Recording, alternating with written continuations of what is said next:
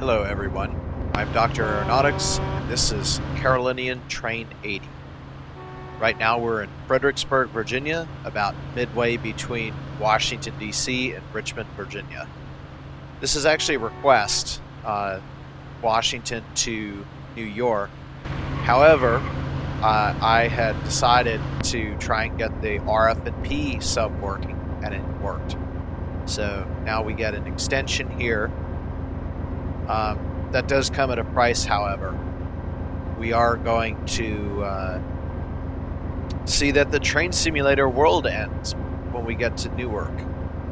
And that's because it got night. As a matter of fact, if you look at the time, you'd know from the real Carolinian, we're shifted about 3 hours or so.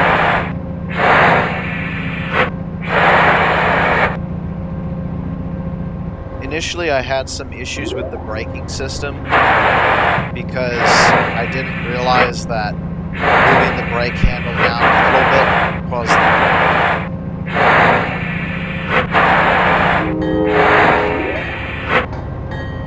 Wow. Yeah, I didn't realize that bringing the brake handle down all the way or part of the way would cause the brakes to release. Normally what happens is you bring the brake handle back and then you release it, and then when it gets to zero, then it releases. You'll see that in the AEM7 later. This is actually not the same locomotive we'll have coming into New York City. Okay, so right away, pretty much we're going across the Rappahannock River. This is actually if I do the math right, this is the fourth largest river that flows into the Chesapeake Bay. It's actually not the largest river that we're going to cross, both in terms of flow and in terms of distance. The route builder really did a great job on this bridge over the Rappahannock. I'm really impressed.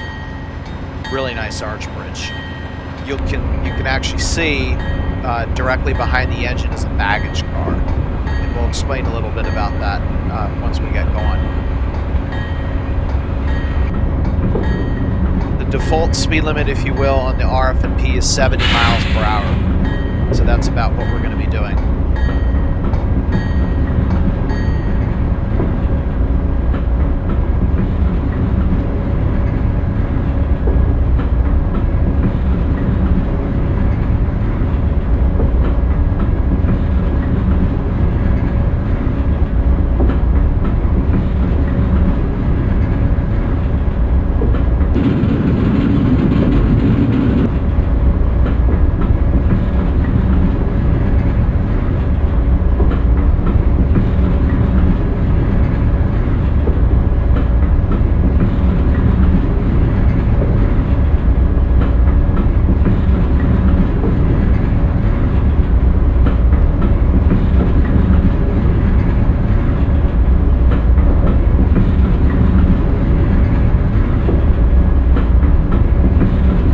So next station is going to be Quantico, Virginia. This would be at 3:28, but it's going to have to be at 12:28 because I knew this issue. It's winter time. My policy for driving trains is I drive them in the season that it is currently, which in the northern hemisphere we're experiencing winter. Therefore, I'm going to simulate all railroads in winter that are in the northern hemisphere. So the issue with the PRR Beta Route, which we're not on now but we will be, is there's this thing called the winter night crash. And basically the route is so complicated that even the people who built the route say, we don't know if it's going to work or not when the sun sets, and it turns out it doesn't work. So trying to avoid losing 3 hours on the back end, I shifted it 3 hours in the daylight. That's why we're starting off at 12:06 instead of 3:06 or 15:06 if you prefer 24-hour time. So even with that, unfortunately, it's not enough time. scenery in this part of Virginia is mostly rural. We're going to make a transition from basically an entirely rural area to a very dense urban area. Northern Virginia is notorious for its sprawling suburbs, and I'm talking about like urban suburbs where you have like high rises and such. But we're a little ways away from that. So Fredericksburg, the station we just departed from, is the first station on the Virginia Railway Express commuter railroad, which serves everything from, well, actually it only serves 2 lines, from Washington, D.C. south to Fredericksburg, and actually recently it's been extended to a new station called Spotsylvania, which is about 2 miles further south of Fredericksburg. And then there's another line that extends west to Manassas, which used to be its own independent city, but it's basically been absorbed into the Northern Virginia complex and suburbs. If I'm correct, Leland Station is up ahead. That'll be the next VRE station. We're not actually stopping until we get to Quantico.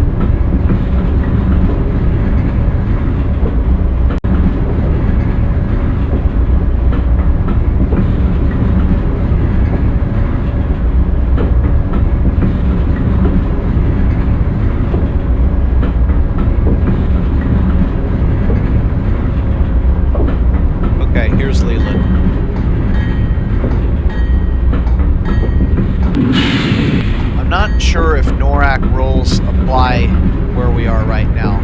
If you'll notice, the lights on the side of the track are CSX tricolor light signals. So we're not on the northeast corridor right now. We're technically on its southern funky cousin extension.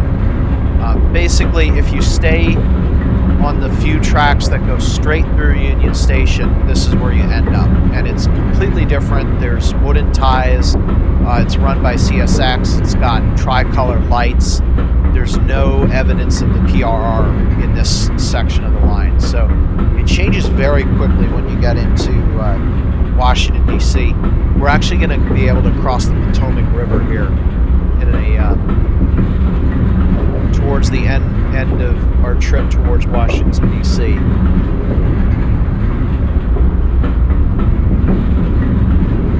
So yeah, basically this, when we stay on it long enough, this route will basically turn out to the northeast corridor and upgrade from there, along with our engine. We'll be stopping in D.C. for about 20 to 30 minutes, and I'm going to switch out the diesel engine with a electric one.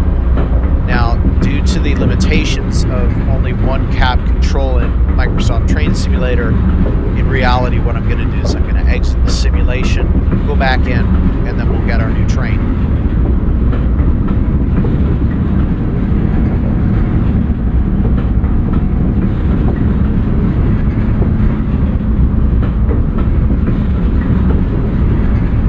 Okay, we're coming up to Potomac Creek, which is not the same thing as the Potomac River. The difference between that and the Potomac River is the Potomac River is about 100 times wider than that. And that's not an exaggeration. As I said before, this part of the trip is going to be really scenic. In fact, it's probably one of the most scenic parts on the entire trip.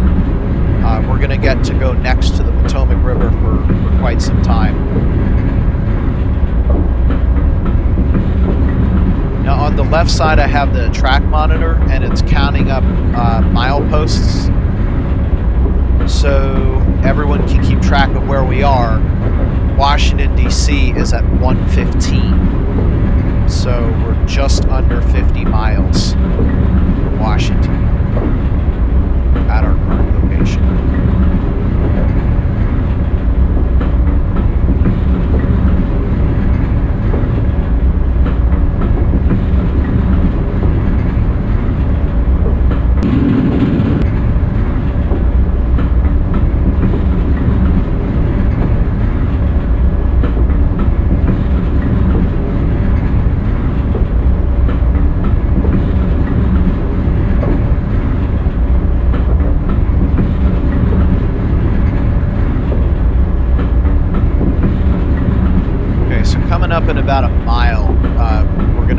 slow down for a 60-mile-per-hour speed limit. And we'll be going by the Brook passenger station.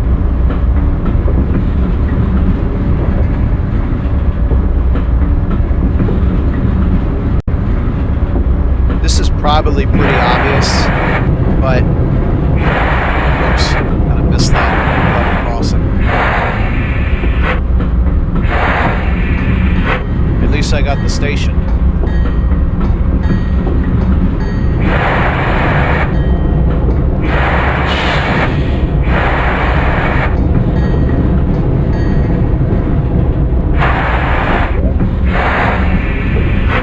This is kind of obvious, but if you look, there's obviously no catenary. The catenary will come in when we enter the First Street Tunnel under Washington, D.C. And that's the network of the Northeast Corridor catenary system. Alright, so let's take a look at the train now that we're at a straight piece of chat. This is a P42 Genesis, our engine. There's a baggage car. I believe that's a Viewliner. Coach cars, another coach Amfleet, and then I believe we have one cafe car. Yeah, there's our cafe car. And then at the end is a business class car. So I would mention about the baggage car. That baggage car looks nice, but it's actually a pain in the butt because Amtrak does not like to run their baggage cars very fast. So the Northeast Corridor will not have its usual high speed limits. Just want to put that out there now. So this actually makes it the longest Microsoft Train Simulator trip I've done on video so far, because the Amtrak Northeast Regional was done at 110 miles an hour. And we're going to be going a little bit slower than that. Okay, I think we're coming up to Aquia Creek. We're going to get a large amount of they're small creeks in terms of flow, but they're very wide because they're next to the tidal Potomac. Here it comes. Yeah, so this is a relatively wide creek. Alright, so that's looking out east towards the Potomac, and that's up northwest towards, I guess, Quantico Marine Base, and eventually the Shenandoah. Although I don't think Aquia Creek makes it that far. Only the big rivers we cross, like the Rappahannock comes down from the Shenandoah. The Potomac actually goes straight through it and it goes very deep into the Appalachians, pretty much to a continental divide, or I should say eastern divide, to differentiate it from the one running through the western U.S. like Colorado, Montana, Wyoming, that area.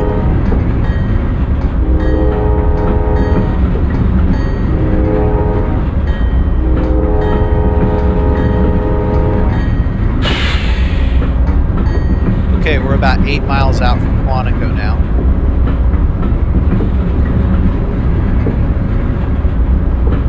In about 2 or so miles, we'll be going out next to the Potomac.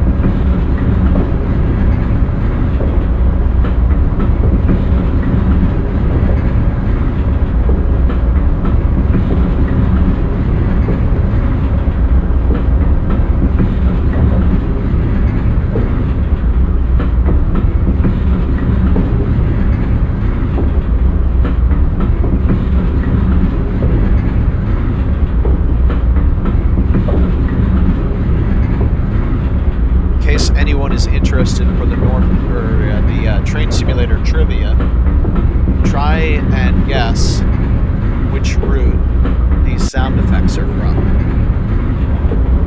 We're talking about the rail underneath the train. It sounds a little bit different when we're on the Northeast Corridor.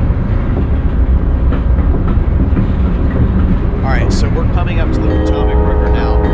Now I want you guys to pay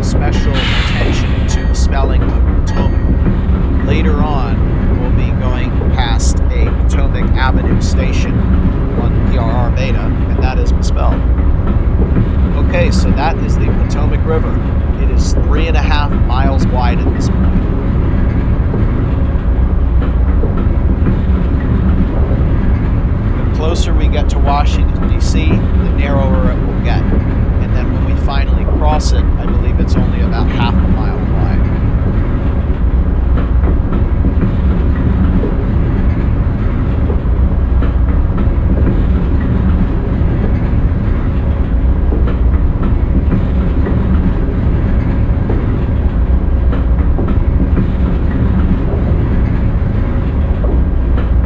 Okay, I'm going to begin reducing speed now for Quantico. However, just before that, there's a 55 coming up. So we might have to expedite our deceleration a little bit.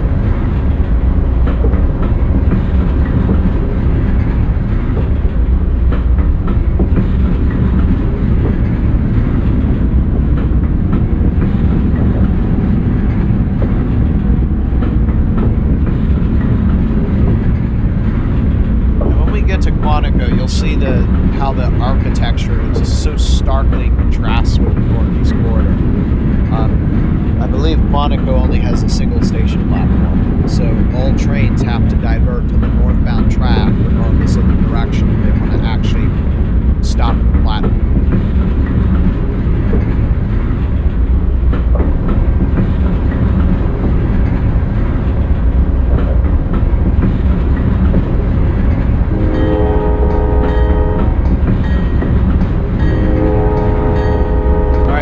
Basically coming onto the Quantico Marine Corps base at this point. This is a huge, huge, huge base. I cannot understate the size of this thing. At its widest point, it's 6.5 miles wide, and it's about 14 miles long. Basically the size of Washington, D.C. However, 99% is forest.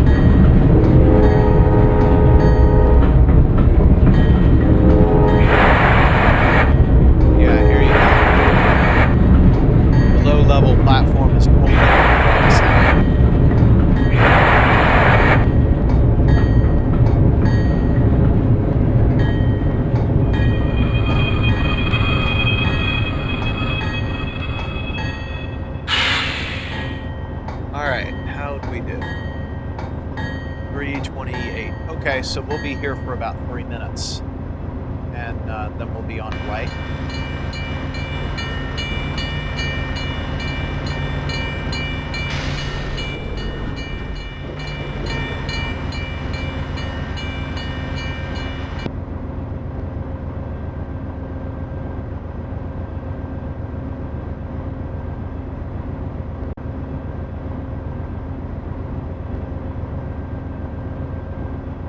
I don't suppose the traffic is too happy about our baggage car blocking the road, but there's nothing we can do about it.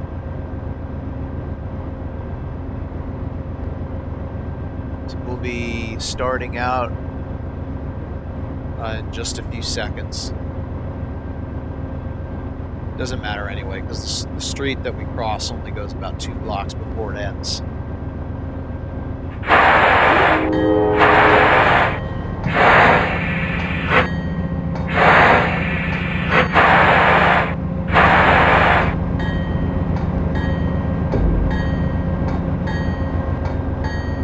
Okay, next station is Alexandria, Virginia at 4:02, but in our simulation 1:02 or 13:02.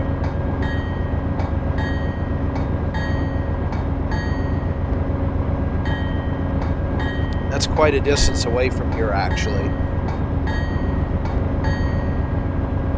It's about 30 miles.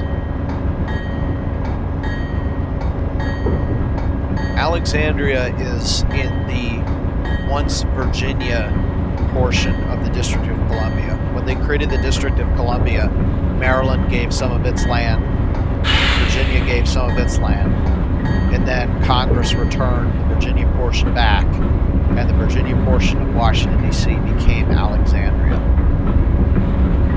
So it's basically right across the Potomac.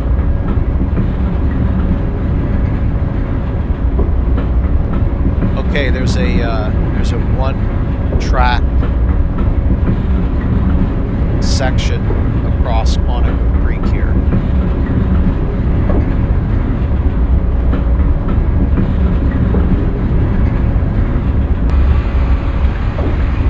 And out there's the Potomac.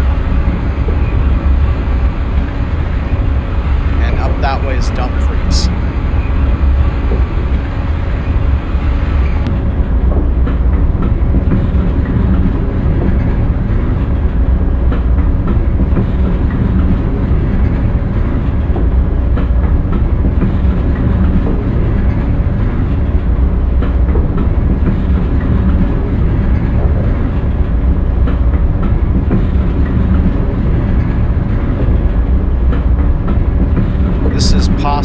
Generating station. I believe it's a coal-fired plant. Yeah.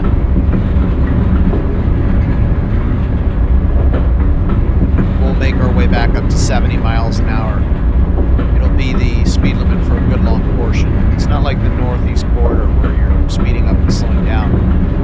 In fact, we won't have to change speed at all until we start coming into Alexandria.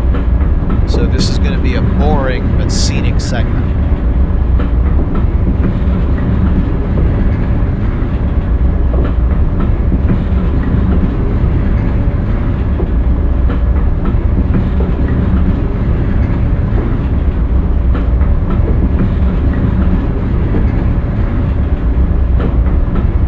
I think as we get closer to Washington, D.C., I'll start calling off the Potomac River width when we see it, just to track it down.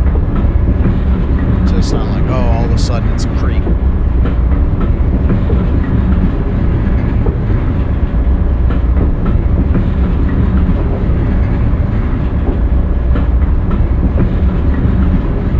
Okay, so there it is again.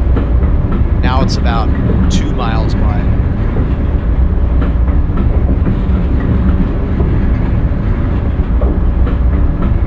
About to come up to some other creeks. And then we'll be going through Leesylvania State Park.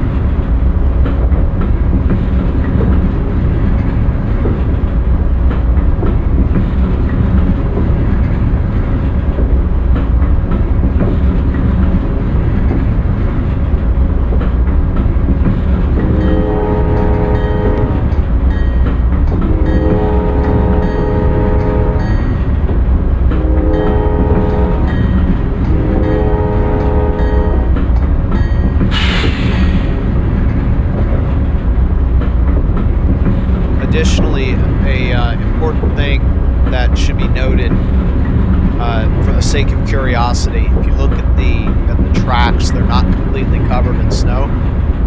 By the time we get up to the northeast quarter, they will be. And that's climate oh dear, can't word. Climate accurate. Right around the tidal Potomac region is usually where it's less than 32, just north of that, and above 32 south of that on an average. Here's Powell's Creek.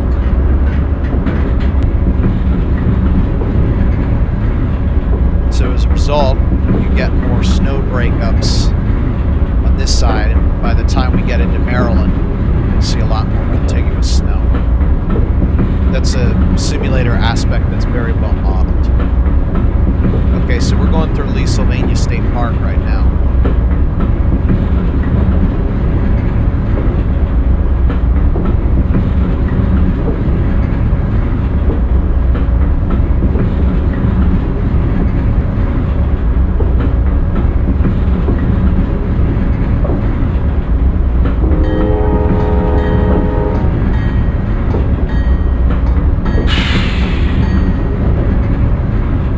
That way is the now 4-mile Potomac, 4-mile wide Potomac. It is currently going to split into 2 channels, one of which will turn into Occoquan Bay and basically terminate.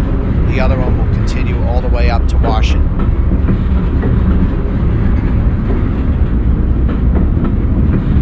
On our left is Interstate 95. And interesting thing to note, I believe we're almost to the Ripon station. Yeah.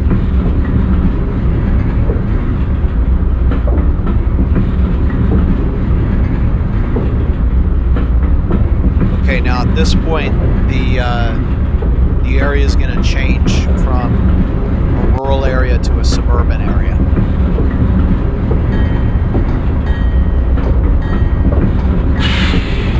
More and more people live further north of this location.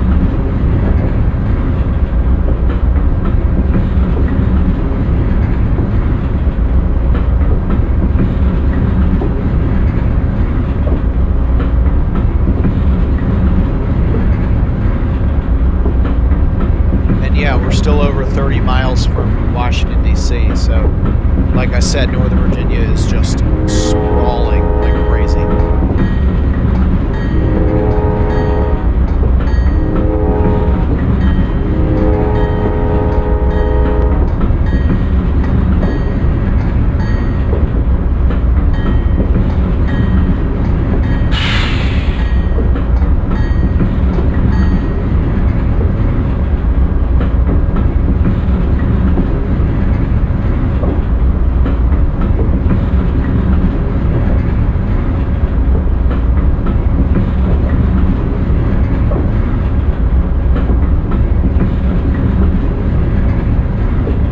So unfortunately we won't be able to see any more of the Potomac anymore, but basically it's split with Occoquan Bay going northward now. It's, if you were to go due eastward, it's about 1.5 miles wide now, and it will continue getting smaller as we get closer to D.C.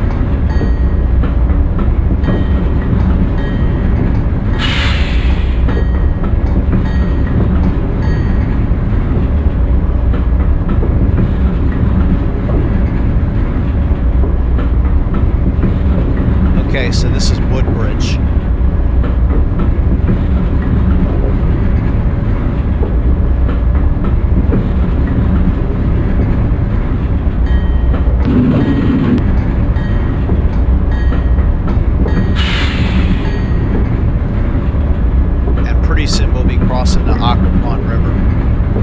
And we should get a look at Belmont Bay, which flows into the Occoquan Bay and then into the Potomac.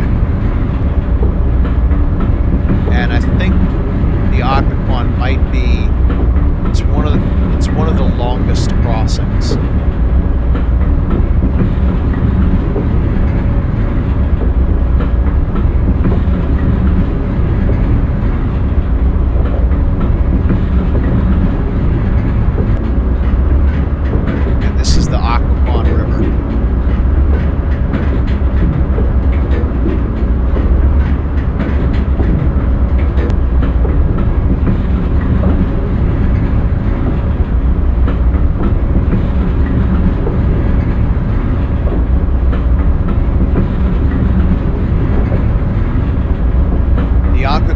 Pretty long Potomac tributary.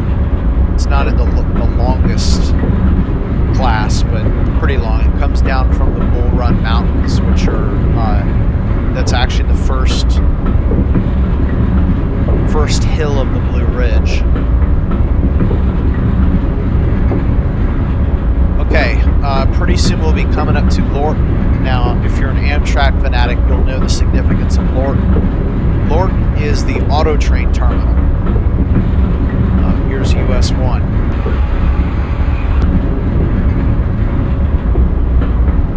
And the reason the auto train terminal doesn't come to Washington, D.C., but rather you have to pick it up at Lorton is because one of the banes of the existence of the Northeast Corridor, which is the First Street Tunnel, it's actually so much of a bane of existence that the Northeast Corridor can't continue on, and it ends at Washington, D.C. The reason being is because when you try and drive an auto rack under the First Street Tunnel, you'll notice that the auto rack is too tall to fit through the tunnel. So the top half of the car will get shaven off, along with your cars. So that's why Amtrak does not run auto trains into Washington, D.C. Okay, so that third track on the left there is the lead that will go into the auto train yard.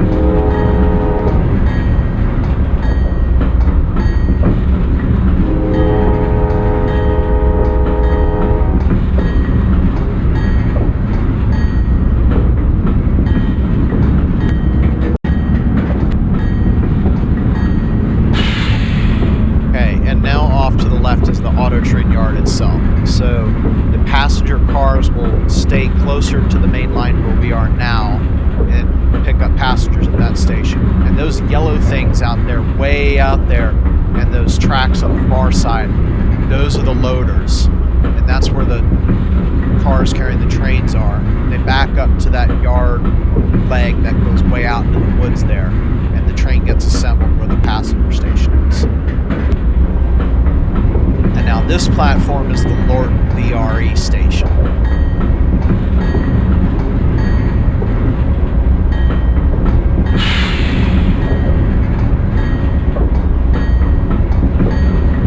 The auto train goes from Lorton, Virginia to Sanford, Florida, and it doesn't stop anywhere in between those two station pairs.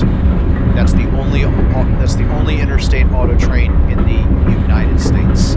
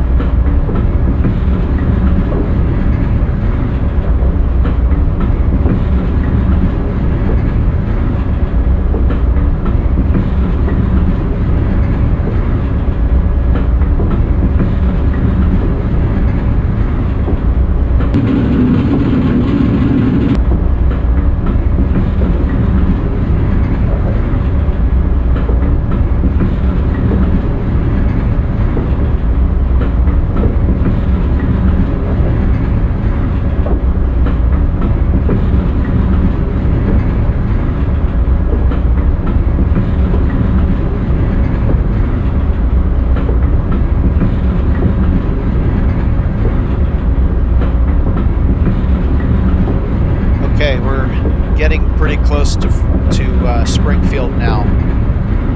Springfield Road is where things start to take on an urban appearance. Despite the fact that it still looks like we're going through the woods, if you went about a mile to the west, you would find Interstate 95, which we are going to be following the whole way, is 1, 2, 3, 4, 5, 6 lanes each direction.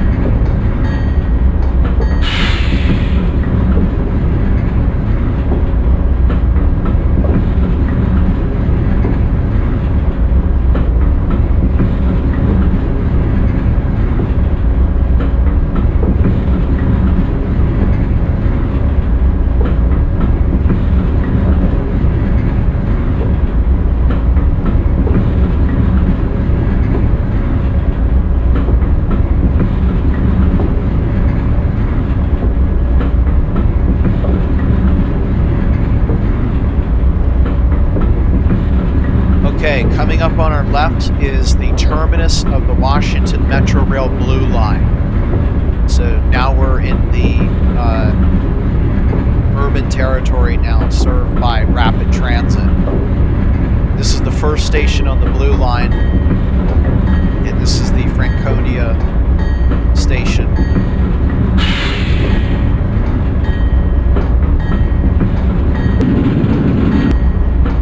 So we'll be following the Blue Line for a little ways into Alexandria, and then it'll make some movements, and I'll try and keep track of that. We're going to be basically following Metro Rail lines all the way out to New Carrollton on the NEC now. Wow, Notch 7. This has got to be the steepest hill in the line.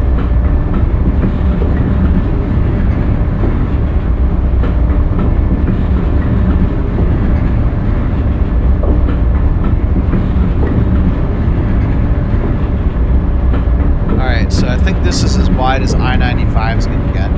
Let's try and count the lanes. I-95 is 1, 2, 3, 4, 5, 6, 7, 8. It's either 8 or 9 lanes each direction. And let's go eastward to look at the Potomac River. The Potomac right now is only a mile wide.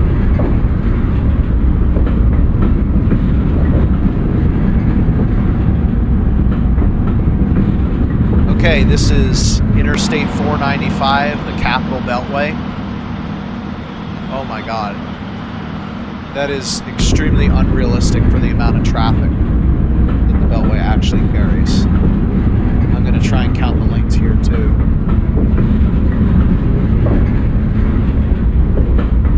Six lanes each direction.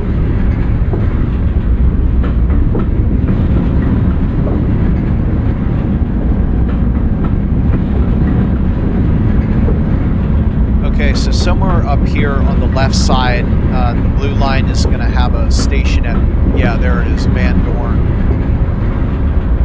I think it's, no, Van Dorn Street is the street near there. I think the station name is just called Van Dorn.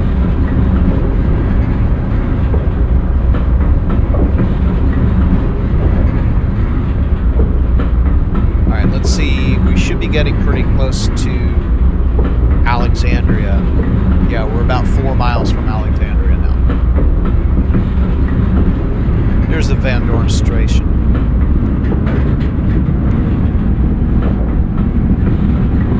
Well, my voice accidentally slipped into a sort of a New Jersey drawl. Small time for that.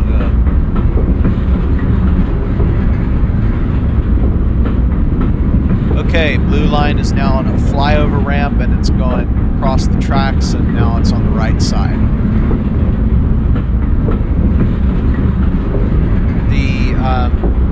Very soon we'll be coming up to a junction with another set of tracks, and that is where the Manassas VRE line and the Norfolk Southern B line meet. RF&P subdivision on CSX, and that's where sort of everything from the west and south of Washington, D.C. kind of comes together.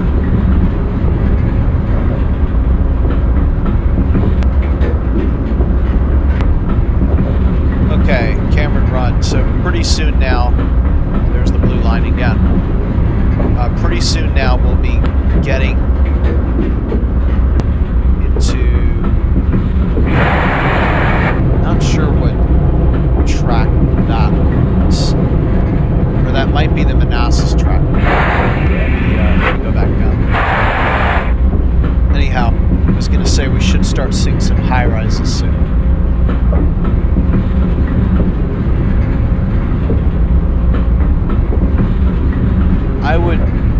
I would bet that if you rode this section of track in real life, you wouldn't see trees. I think that might be a scenery shortcut. Pretty darn sure that. Now, Washington, D.C. is known for being a green city, but you can see buildings on the Capitol Beltway, and we're only about 0.3 of a mile from that. Okay, now if you look out the window, did that real quick. Okay, so yeah, the tracks we crossed were the Manassas line. This is where it all comes together right here. And then on the flyover on the far right is the Washington Metro Blue Line, and out the window was Eisenhower Avenue. That's the last station on the Washington Metro Rail yellow line, and the yellow and blue lines are going to come together right as we come into Alexandria. Now, right now, there's a 40-mile-per-hour speed limit that will slow down to 4. Okay, here we go. Here's downtown Alexandria.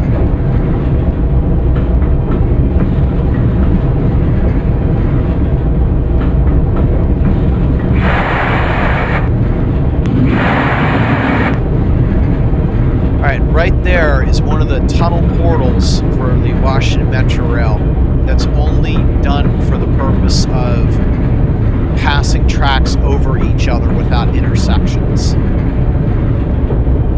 Same thing here. Now, we'll get to see some actual tunnel portals that go on for some distance.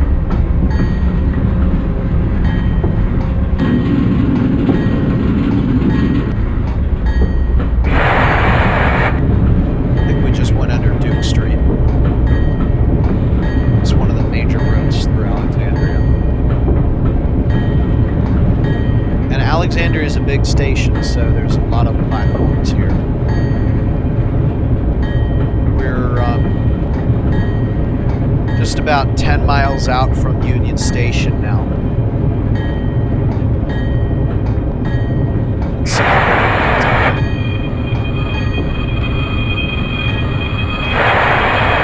we're oh, wow. We're 11 minutes early, so we'll be sitting here for quite some time. I don't know why we're so early, but I did hear a rumor that CSX is now making the passenger trains yield to freight, so wondering if maybe that has something to do with it. So here we are in Alexandria. You'll notice the doors are open basically the entire journey. I like to live dangerously. No, that's just a bug. What it is the pantograph is down because it's a diesel locomotive. If we could put the pantograph up, you would see the doors close. When we get an electric engine, we can't put a pantograph up, and then the doors can close.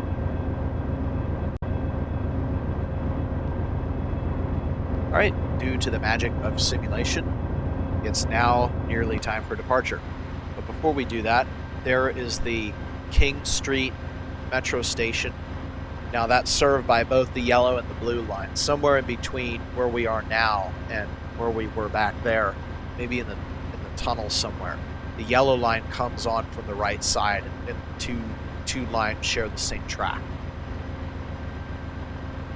Now, according to the README document, oh yeah, there we go. That's a realistic amount of traffic at a realistic speed. At like maybe the lunch hour. Anyway, the documentation on the route did suggest the potential to actually drive a metro train on those tracks. You can't do that in PRR Beta, but, well, actually you can for a little bit. But here there's actually a good portion of metro track that's created, and we might be able to ride it.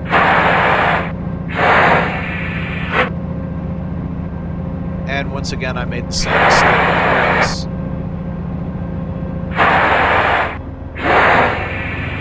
Now it's time to leave.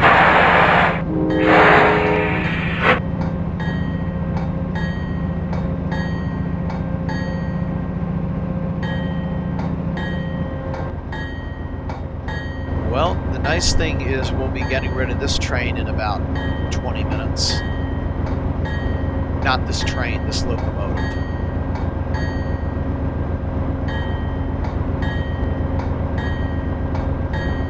Alright, so the region between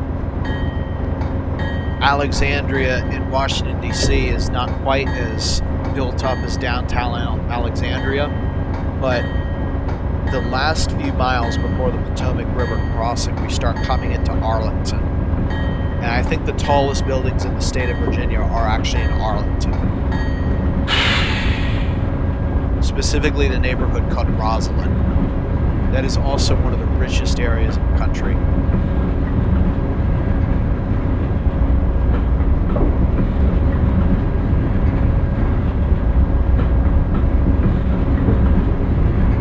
Okay, and just like before, RF&P inbound, and on the right is the, well, actually not like before.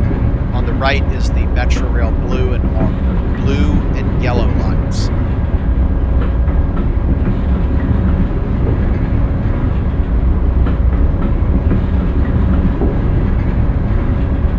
And already coming into the view is the next station, Braddock Road.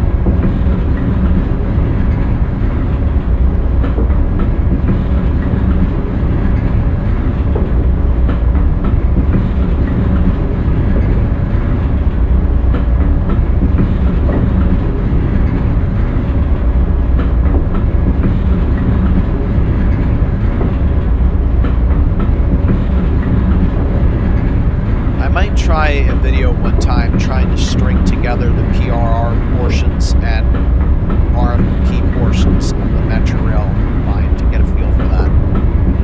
I'll have to do it with a Series 2000 train though.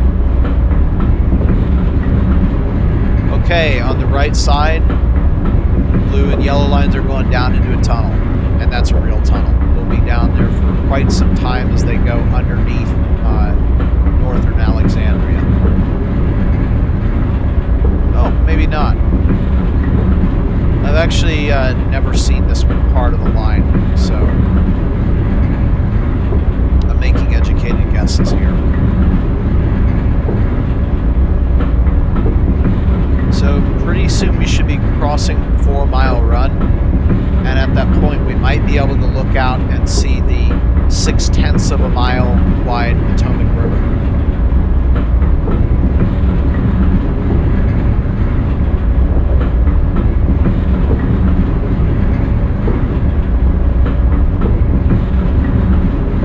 So we're, let's see, from Alexandria forward, it's going to be 65 until milepost 107. Actually, that's where we're at. So I need to start slowing down again. Speed limit here is 60, and it'll be 60 until we get to that next signal up ahead, the green signal. That's 4 Mile Run there, and yeah, you can see the Potomac through the fences there. So on our right is Reagan National Airport. This is the closest airport to Washington, D.C. Maybe sometime I'll do a flight simulator video there. Planes taking off and landing at National have to do a hairpin turn immediately to avoid overflying D.C. Okay, we're going into the 45 now. There's a National Airport station on the Metrorail, and somewhere through there. I guess we can't see it. Oh, there's the airport there. The blue and yellow lines go down into a tunnel underneath Crystal City. So that's where its first inbound station underground is. That's Crystal City. And it's actually below us right now. This is the Crystal City VRE station. And now we're going for 40. So we're good to do 40 up until milepost 111. That 25 mile per hour speed limit, that applies to freight trains, doesn't apply to passenger trains.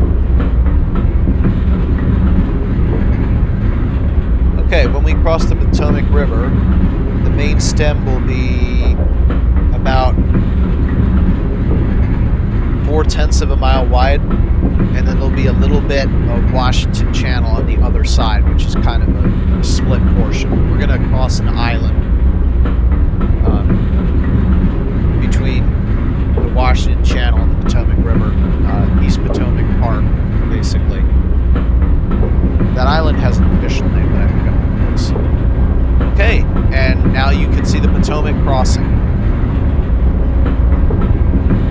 So onto our right side is Rosslyn.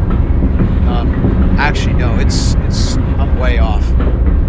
Arlington Cemetery is to our left. Rosslyn's still 2 miles away. You can't see it.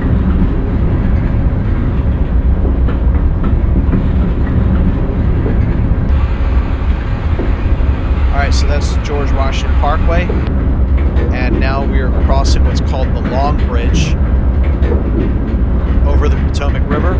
To our left is the yellow line. The blue line splits off in a tunnel, and the yellow line goes over a bridge there. So that's exclusively yellow. Next to that is the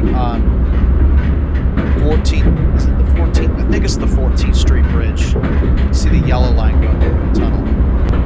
And we actually entered the District of Columbia as soon as we went over. As soon as we went over the water. And now you can see the cherry blossoms. Stuff is going to start happening insanely fast. To our left is 395. The Metro Rail yellow line is now in a tunnel. It goes underneath the Washington Channel, which is where we are now. And now the speed limit lowers to 30. We're now entering urban downtown Washington, D.C. To our left is going to be the National Mall along with the Washington Monument. The scenery is not loaded, so you won't see it.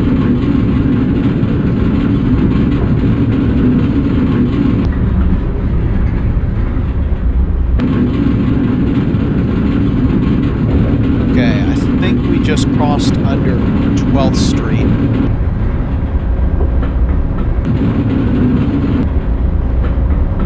Very soon we'll be coming up to LaFont Plaza. There is a metro station. Oh, there's the Smithsonian Castle that faces the National Mall. And for those of you that don't know, the National Mall is a 2-mile-long grassy area in the middle of Washington, D.C. Simply put, for the purpose of looking pretty. Anyway, underneath our LaFont Plaza station is a Washington Metro station. 5 of the 6 lines stop at LaFont Plaza. Silver, orange, blue, green, and yellow. And this is Virginia interlocking. At this point, if you want to stay with the CSX line, which becomes the Alexandria, the Landover sub, and will join the Northeast Corridor north of Washington, when we enter Maryland just before New Carrollton, is to the right. That goes through a small tunnel, and then it continues on the other side and crosses the Anacostia into Maryland. That is Interstate 395, which goes in a tunnel underneath the mall. To our left would be the National Capitol Building of the United States. And this is the First Street Tunnel. Speed limit is now 25. This is a little bit unrealistic. The real First Street Tunnel is actually 2 sets of twin bores. No, 2 sets of single bores, not a twin bore. So in real life, this is one tunnel, one track.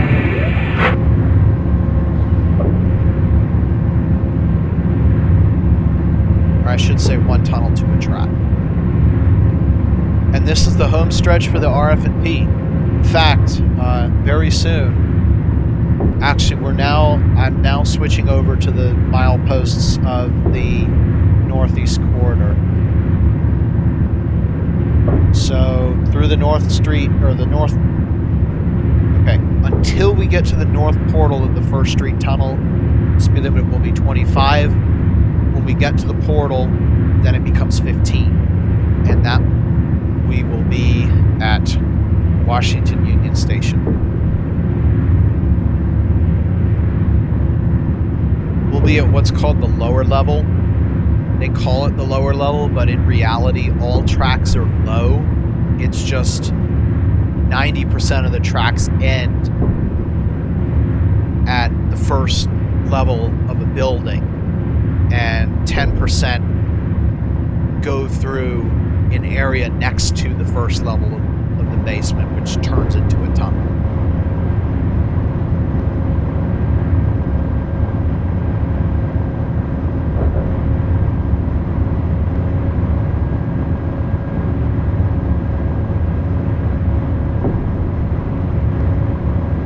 So I'm preparing for the portal now. It is right as soon as the tracks start to bend off to the right, up ahead, right after that.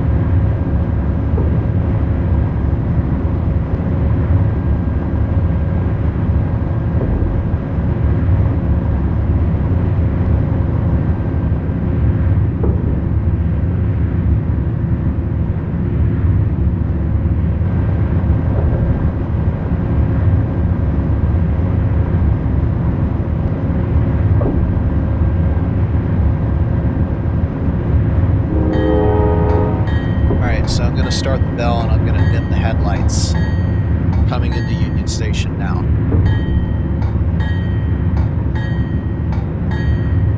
And that 15 mile per hour speed limit is going to apply, so I better, if that doesn't go down, we're going to put the brakes on. There we go.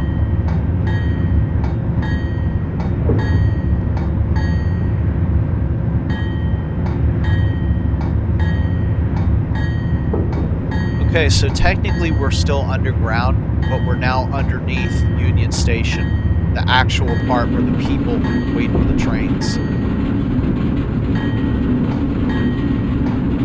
And that signal on our right probably isn't a tricolor. It's probably a dwarf signal at this point. And this is where the PRR system changes. Okay, now the catenary is beginning as we speak. So there are now wires above the tracks. And this is the lower level of Washington Union Station. Very soon we'll be coming out from underneath the building. And now you can see off to the left is the upper level. This is modeled a little bit incorrectly. In real life, all the tracks are at the same level, but they're all below grade level when they come to the station. So the wall to our left doesn't really exist. But you gotta like this this attempted reusing Tokyo Hakone scenery. I am really impressed at the ability to use that.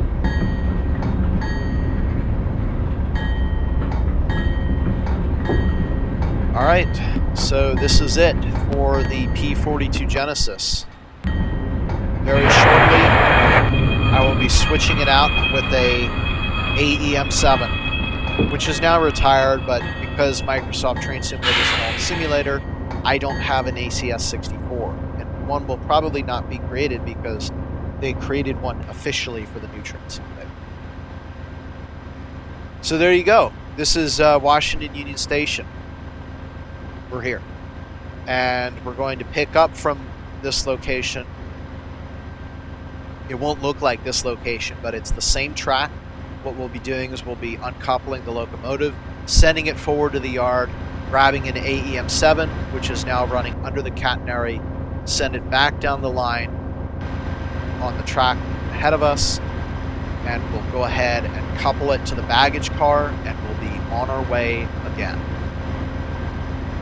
We're going to wait about 45 minutes, so it's quite far ahead.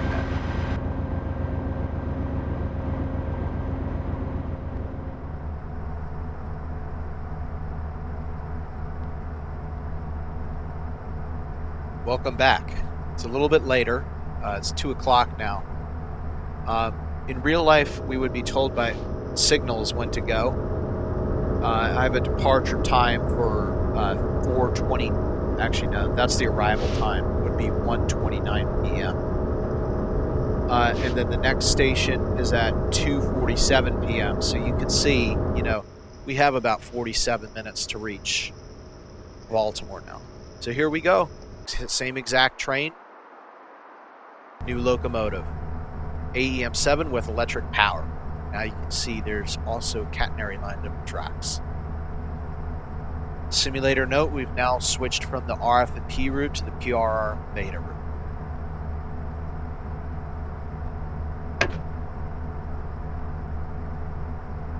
Just a word of warning, the brakes can be kind of loud when they release.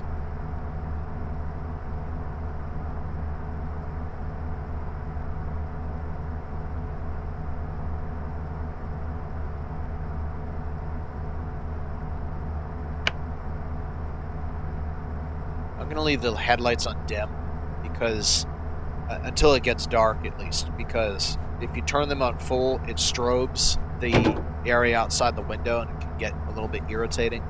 But just a heads up, if you have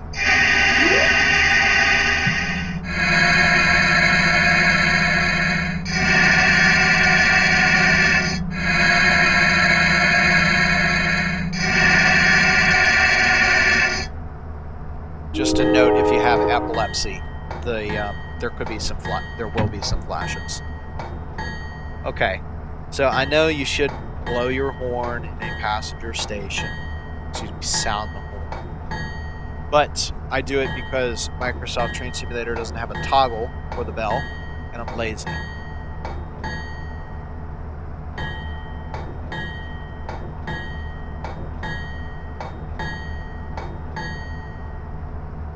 Yes, most trains start out from Union Station like this.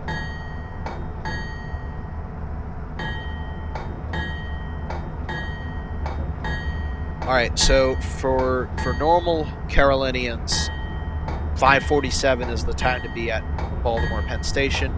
For us, it's going to be 14:47. So that gives us 44 minutes from now. And we'll need almost all of it.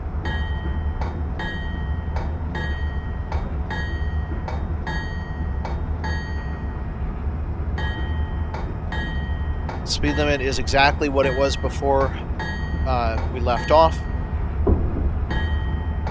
15 miles per hour.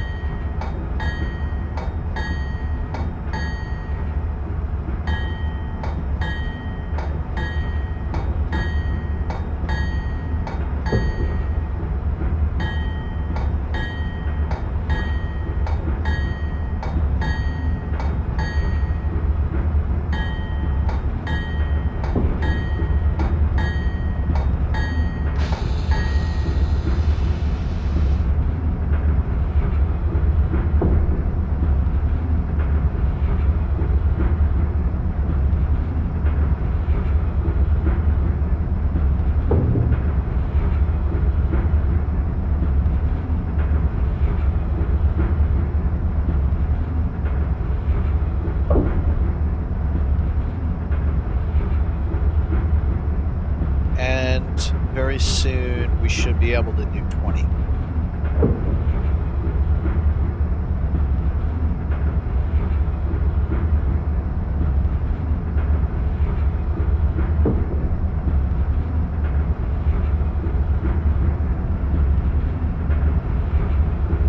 We'll call it here.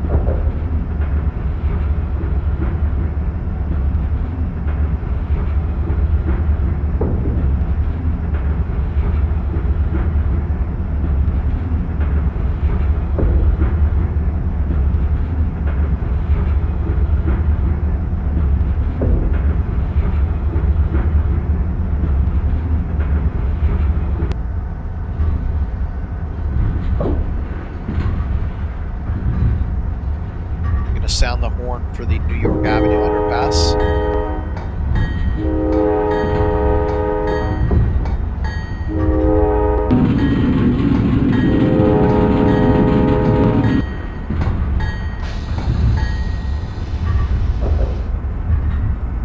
And now we can do 45.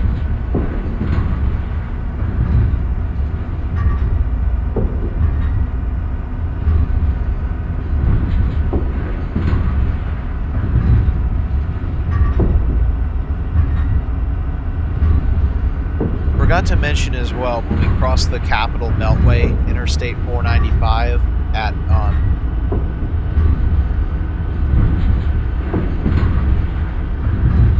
Alexander, well, not Alexandria, near Van Dorn. Van Dorn Road, is it? Anyway, in that area, 495 is also Interstate 95 at that point. I-95 gets routed around Washington, D.C. by using the east side of the Capitol Beltway.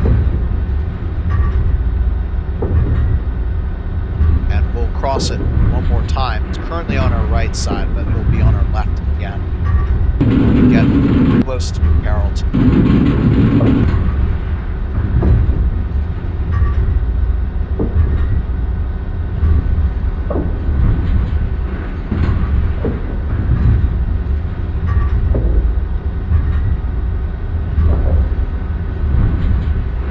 Okay, we are now allowed the fast speed of 70.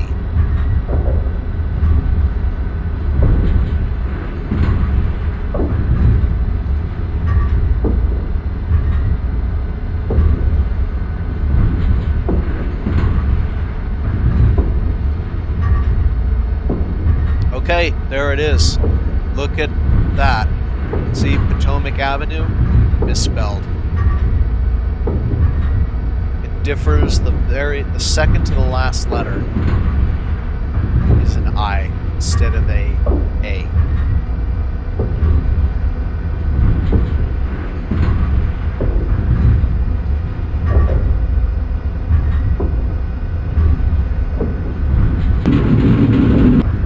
Okay, that bridge is the Alexandria extension, and it runs up to Bladensburg from the Landover sub. So this connects the Landover sub with the Capitol sub, so that things from the Capitol sub can go down to the Pope's Creek secondary and the RF&P sub.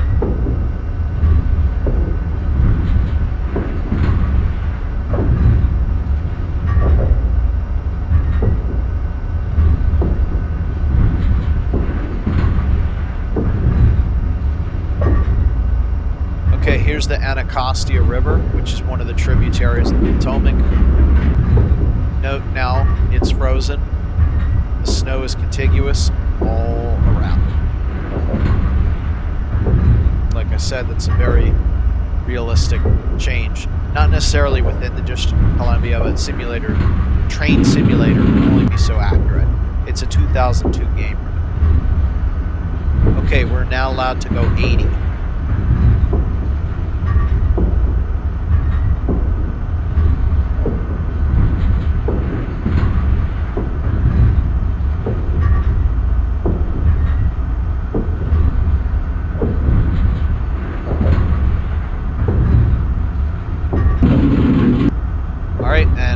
Right, very shortly we'll begin gaining sight of the, there it is, Washington Metro Rail Orange Line. So now we're on the outbound section.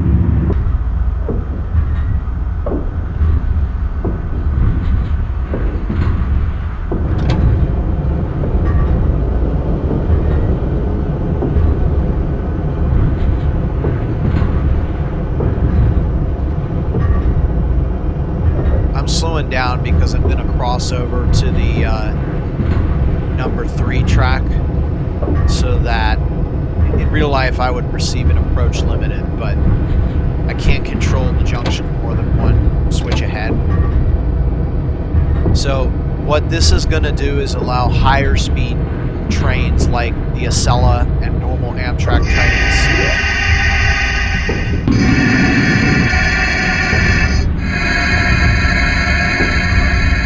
And even some MARC trains to pass us.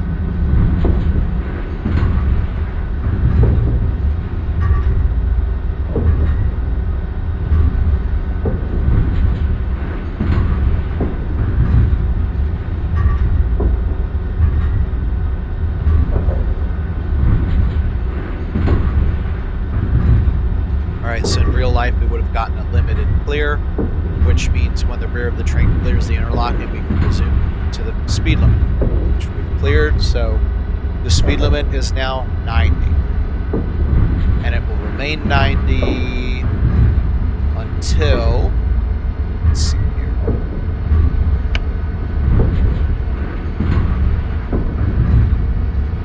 It will remain 90 miles per hour until we get to milepost 100. So for the next 27 miles, we do 90 miles per hour. Okay, the Landover Metro Rail Station, orange line to our right.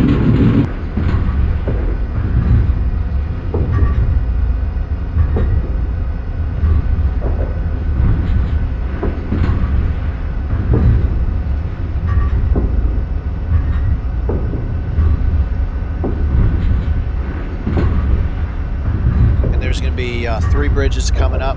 One and then 2 right next to each other. First one is East-West Highway. The second one is going to be, or the second and third are going to be US Route 50. That's a little bit inaccurate. Here's New Carrollton. The second MARC station. Technically, the first MARC station is Union Station. It's also the last PRR station. Okay, on our right was the New Carrollton yard for the Metro Rail orange line. So that's the end of the Washington Metro. Went from one side to the other. And here is I-495 and I-95, the Capital Beltway. I forgot to mention we entered Maryland quite some time ago. It was about when we crossed the Anacostia.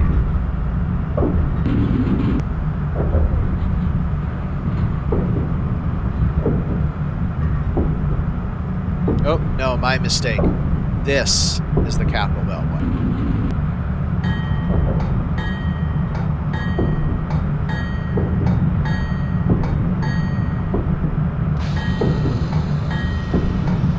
I made a mistake again. The first time did not make a mistake. The first time I said it was the Capital Beltway.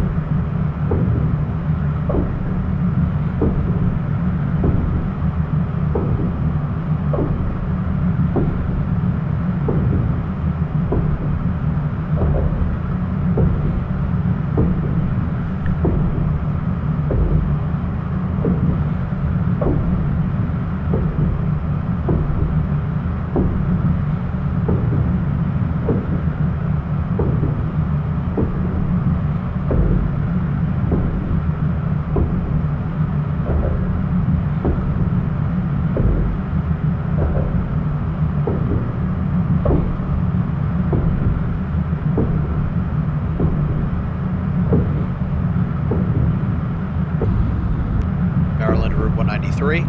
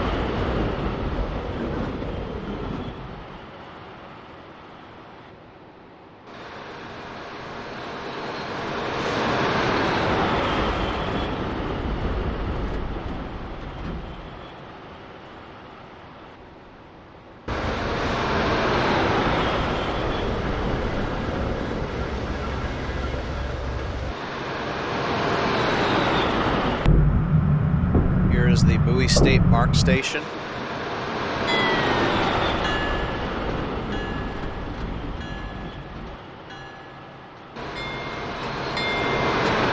And right now we're crossing under Maryland Route 197 and passing through the area where the actual Bowie State Station is.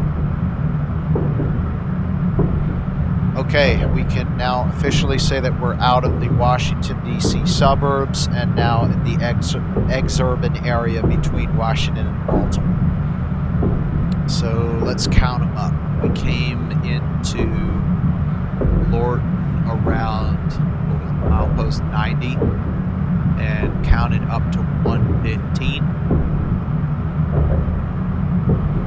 And then counted down from 135 to 120. There's a Patuxent River.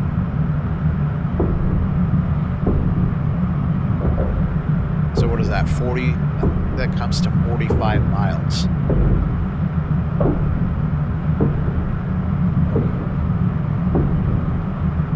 And that might explain why this region ties with LA for the worst traffic.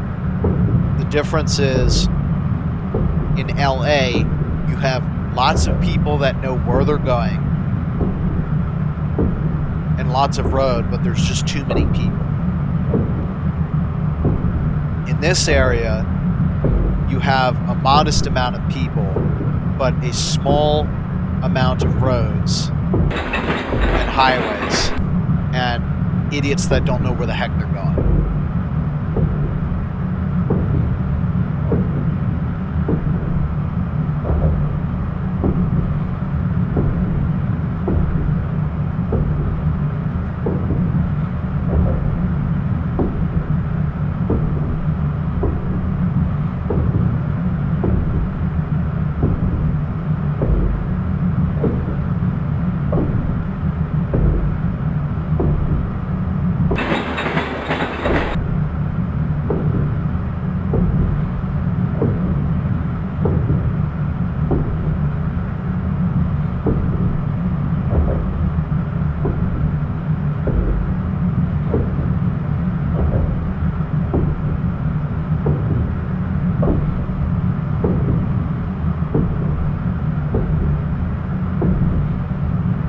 Now we're coming into Odenton, which is pretty much the first suburb of Baltimore.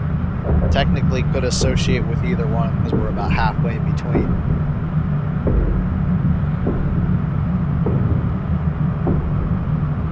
But surprise, it's suburban again.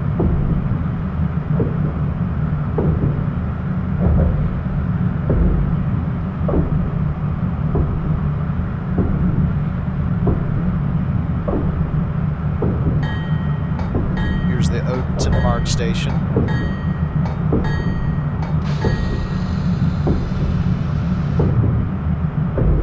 It's too bad that in these, see, the way I have to set up Train Simulator is without, well, maybe I could get away with doing an activity. See, the problem is the speed limits are set low. And if you start to exceed the speed limit during activities, you'll get an emergency brake application.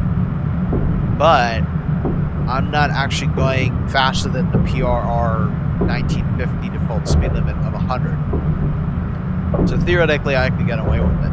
But my point is, in real life, it would be really cool to see the Acela overtaking us, because it's allowed 125 through here. So that's about, yeah, be overtaking us at about 35 miles per hour. That would be pretty cool to see. Another equally as cool thing to see would be something coming 125 miles per hour southbound, which means there would be a closing speed of 215 miles per hour. Or, what does that equate to? Kilometers per hour. It's like 230, no, 340, I believe. Now 330 kilometers an hour.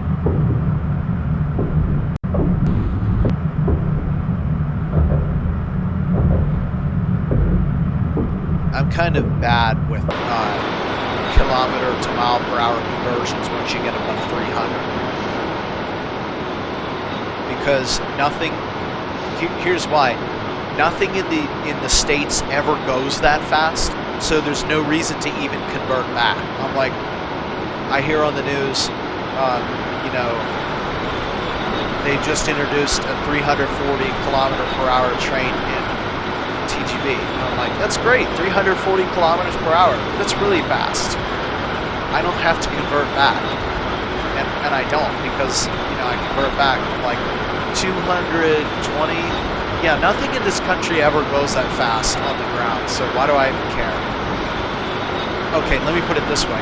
Anything in this country that goes that fast is measured in knots. There we go.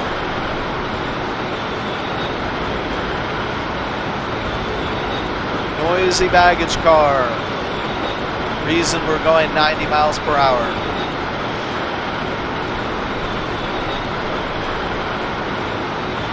I have to say, I love Amtrak, but for God's sakes, you have to figure out a way to update your old equipment.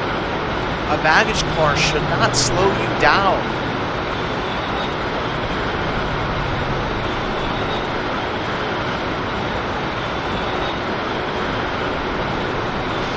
I'm going to bet that they have baggage cars in China that can do 350 kilometers per hour easy.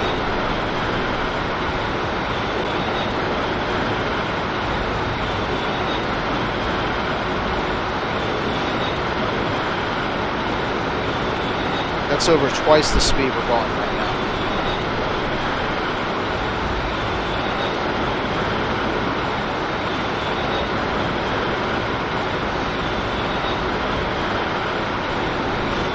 Okay, it looks like we're getting close to BWI Airport. Yes, we are.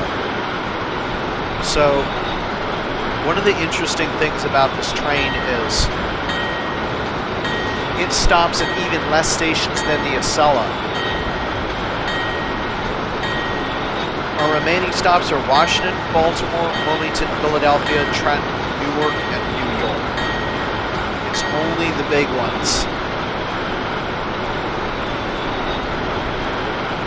Unfortunately, we'll never make it to New York. And basically, here's the deal. So there's something called... I explained that already. So basically, let me introduce you to it so it doesn't sound like I'm BSing any of this. So Microsoft Train Simulator uses a set of what's called environmental files in order to initialize the train world. The train world is the time and space that the shapes, which is the track, the catenary, the trees, everything you see is rendered in. This train world switches environmental files when you go from day to night. It switches environmental files when you go from spring to summer to autumn to winter. Going from spring to summer is okay because you exit and you come back in. But going from day to night is not okay because that's a time, well, it's a short time thing and you're worried about that. Oh, there's the Camden line up above us. And here comes the Patapsco River. So the deal is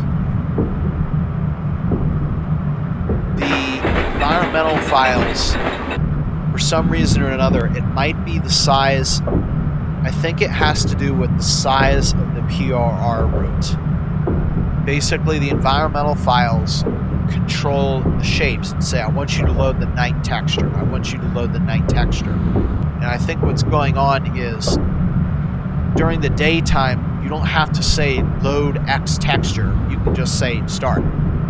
Things are day mode by default. But what happens is when you go into night, when stuff starts rendering, the environmental file starts saying your night, your night, your night, your night, on and on and on. Here's Hillthorpe, and we're gonna have to start slowing down. Looks like to about 50 miles an hour. No, we can do 70. We can do 70 until we get down to the track or the turn before the tunnel. So And now we're entering Baltimore city limits. So I think the deal is the route is so large that the environmental files are spamming load your night textures, load the night textures, load the night textures. And I think it overloads the display driver or something. So basically, here's what happens. Okay. We have an approach limited.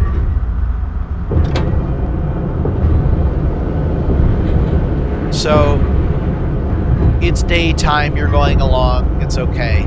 Suddenly, it's night rolls over, and the environmental files.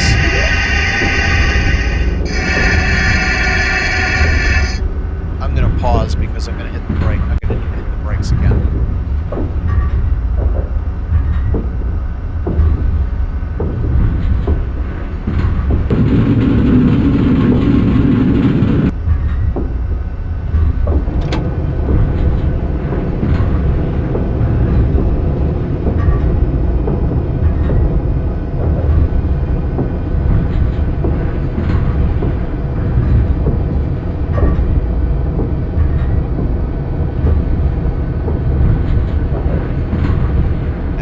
Says clear, it's really limited clear.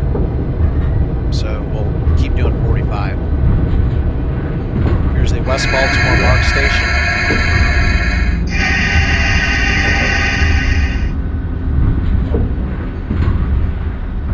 Alright, and we're actually going to have to start slowing down again because the curves here are even slower. Between... Let's see. Yeah, this curve is, we'll have to take it 50. And I'm turning the headlight on full now because we're about to enter a tunnel. And then immediately after that, when we pass under US Route 40 here, I'm going to have to slow down to 35 for the next turn.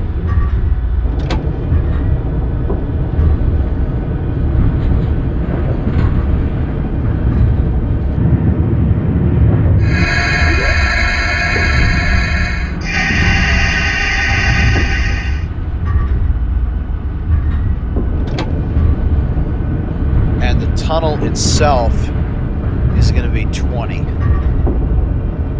So, yeah, you thought 30 was bad? Well, guess what? We got the baggage car.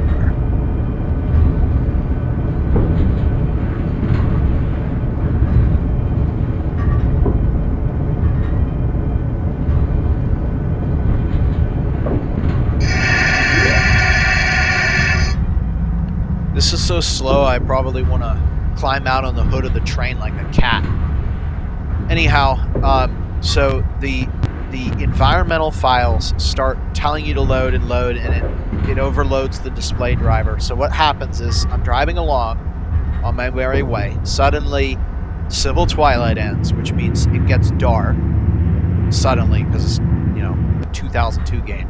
Well, not suddenly, but the textures will switch at once. And what happens is I go along a little bit, and then all of a sudden I get a crash to desktop. No error message, just the game disappears, and I'm at my desktop. Then I'll see a display driver has stopped working message on my my taskbar. So then I'll try to load Train Simulator again and load the saved game. And if it was saved between sunset and the end of Civil Twilight, which is whenever Train Simulator uses, if you start after sunset, it will be whenever you start that it switches to night textures. If you're playing the game in from like noon or something, then it goes all the way out to the end of Civil Twilight, and that's when it switches the textures. So at that point, when I try to load my saved game, right when it says initialization, so in other words, it's initializing the world, boom, goes right to the desktop, and this time I don't even see an error message. Go back in, it looks like it's loading right before I am expecting to see my train cab, crash to desktop, game disappears. I can log off, I can restart, I can shut down, I can flip the little switch in back of my computer. Nothing will allow me to enter that save game ever again. So, yeah, basically that's the deal. If you start in the middle of night, you'll get the same thing. You start a simulation, not reloading a saved one, starting a fresh simulation at like midnight, crash. Now this only happens at winter night. I'm not sure why it happens at winter night. Tried to do a little bit of investigation, but I've run out of time. So if anybody still plays this route and you use Windows 7 and have figured out a way around this, please let me know. Because my favorite weather to drive in is winter snow in the middle of the night. So that's winter night snow, and that immediately will cause a crash on the PRR route. So it's a little bit unfortunate. Basically, my dream on this route is to be able to leave Philadelphia at noon, have the sun set over the Appalachian Mountains, and a snowstorm arrive, and continue on through the night until Pittsburgh at like midnight or something, with like a foot of snow on the ground. That's my dream for this route, but I don't think that's going to happen. So yeah, that's what I'm calling the winter night crash. And we experience it. As you can see, the sky is slowly changing color. The closer to red it gets, the closer to the end of the train world we get. Right now it's pink. Later on it will be yellow, and then orange, and then red, and then it just ends. The good news is it ends right at Newark. So it just so happened that Newark was where Civil Twilight occurred.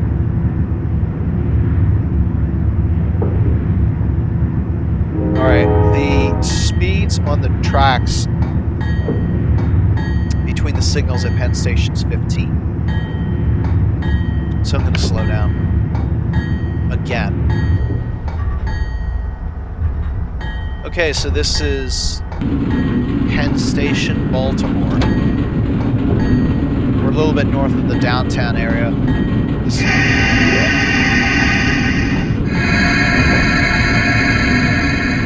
This could be considered a midtown if you want.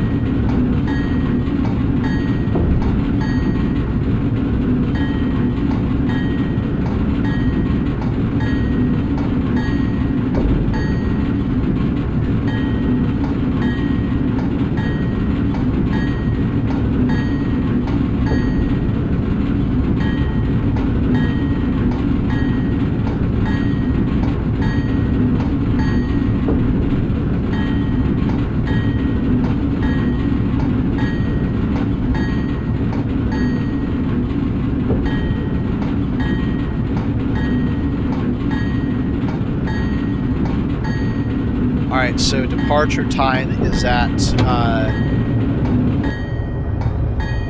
would be 5:47. For us, it's 14:47. So we'll be here about 10 minutes or so.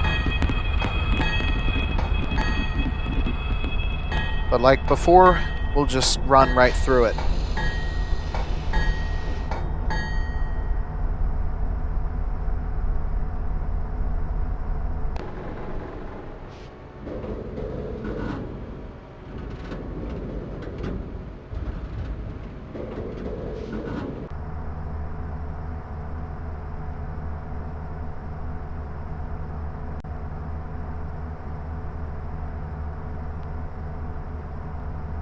Okay, here we are again, seconds from departure time. I've actually hit the next station driving aid because this train has a clock built into it.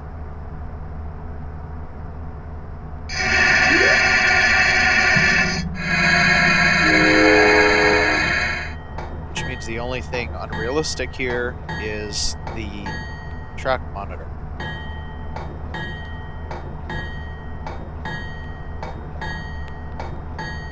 Which I don't technically need, but I do need it because if the game crashes, I need to know where I need to restore the save. And I can't be looking around for half an hour to find the spot. Okay, so you can actually see now I've switched the track up ahead of us. The dwarf signal that is in front of us right now should be diagonal, which means diverging instead of vertical. We're going to go through the Union tunnels now. Instead of 45, we're going to be going 30 because we have a baggage car.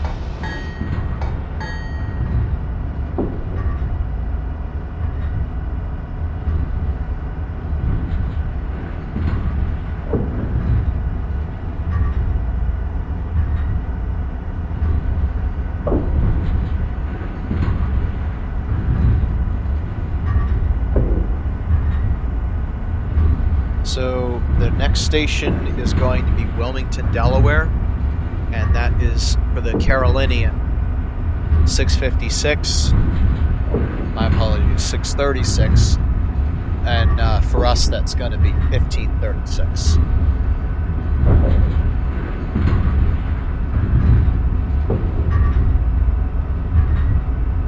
With my feeble attempt to try and avoid the train world crash.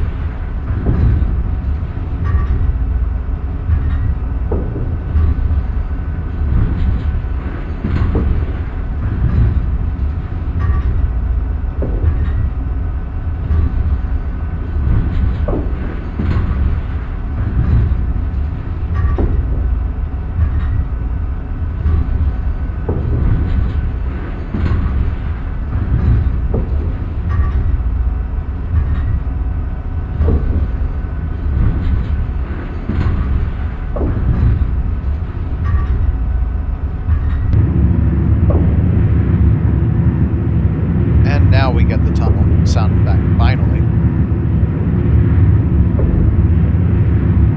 Okay, once we're out, 50 miles an hour.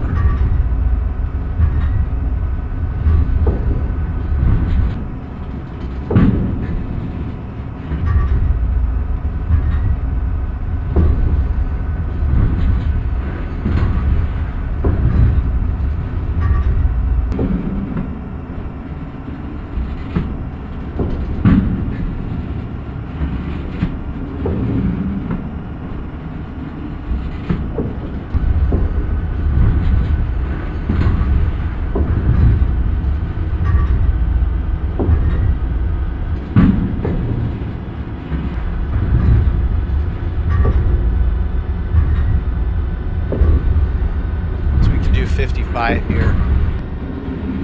We're going to be passing outside the city limits of Baltimore fairly soon.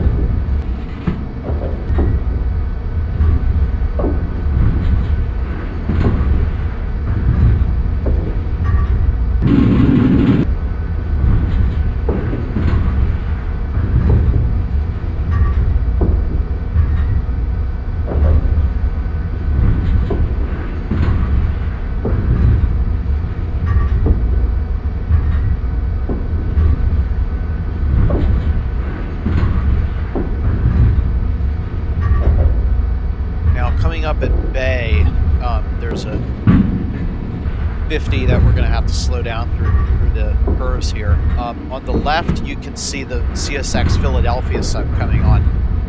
It's basically the Capitol subdivision, and it goes through the Baltimore Terminal subdivision and under the Howard Street Tunnel, and then it basically evolves to become the Philadelphia sub. above us on the arch bridge is a connector track which runs down to the inner harbor.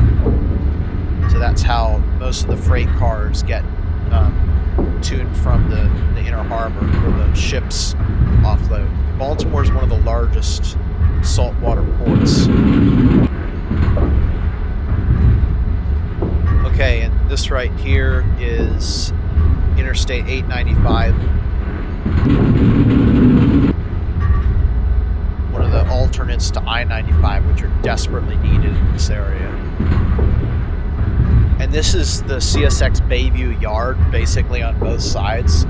The northeast quarter kind of just goes through it as its own main tracks, and there's just yards on either side. I'm guessing pretty soon we're probably going to need to go back to the number 3 track on the right. There's going to be a few more alterations in the track layout before we get back into the woods again.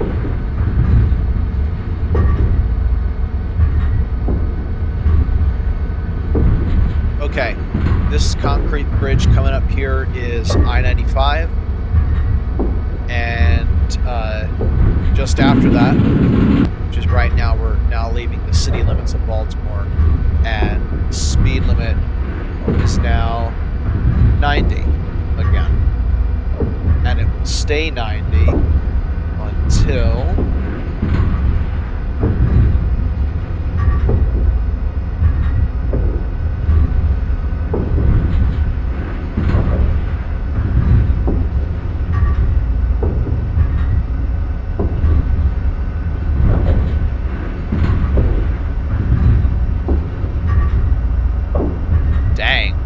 way to Prince Interlocking. That's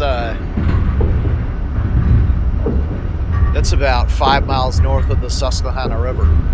So yeah, 30 miles we'll be able to do 90. And that's surprising given we're going over the very old Susquehanna River Bridge. That makes all trains go down to 90, but I guess the baggage car doesn't affect it. It's hard to believe.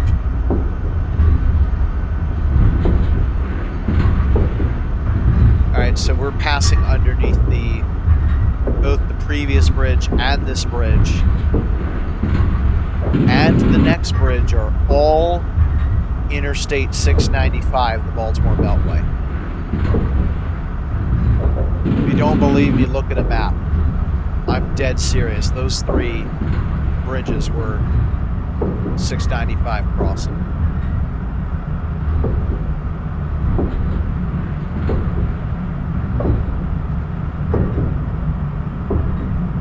Okay, at this point, I'm not anticipating the need to cross over because the Gunpowder River Bridge brings everything down to 2 tracks anyway, and that's just about 4 miles up ahead, so I don't see the need to move back over again.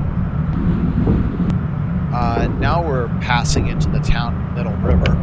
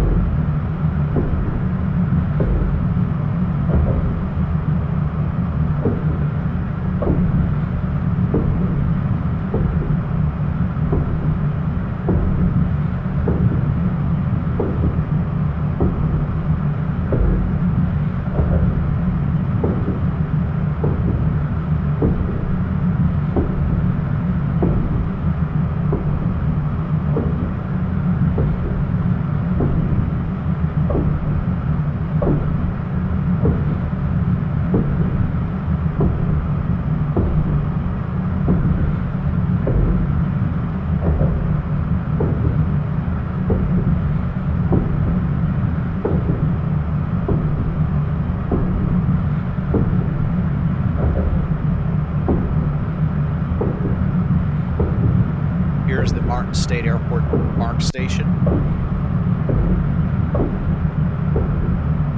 This far north, there are less marked trains. Most of them terminate at Penn Station. A few go on all the way to Perryville.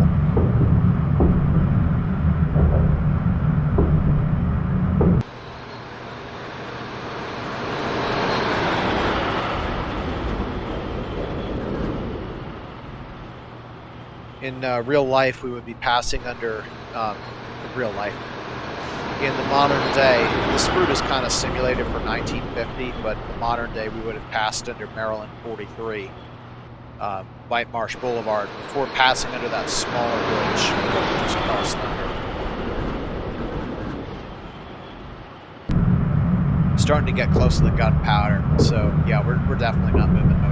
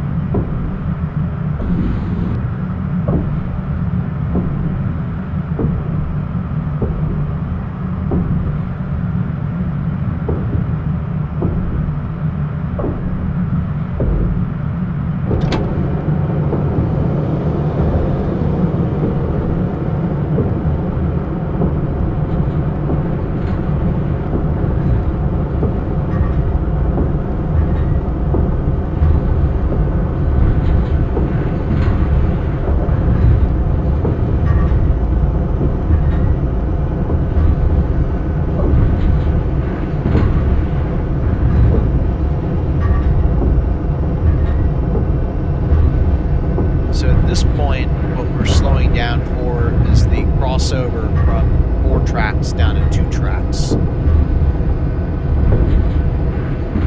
going out over the gunpowder.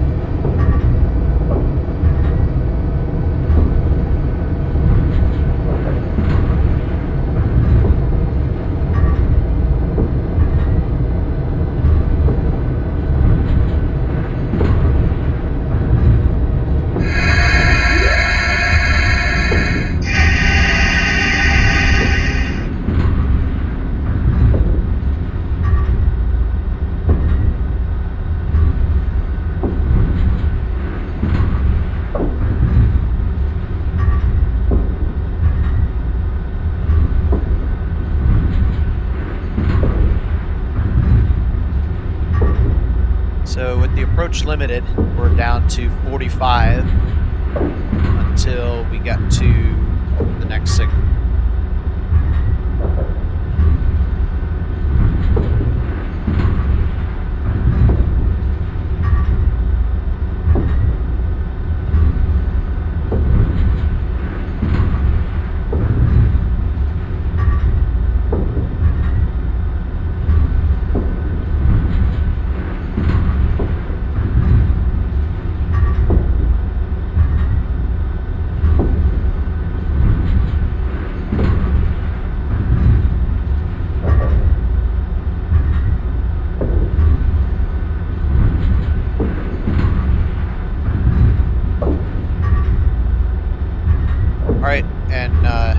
Now with the limited clear, we're going to maintain 45 miles per hour until the rear of the train clears the interlocking, which will be on the Gunpowder River Bridge, and then it's back up to 90 again.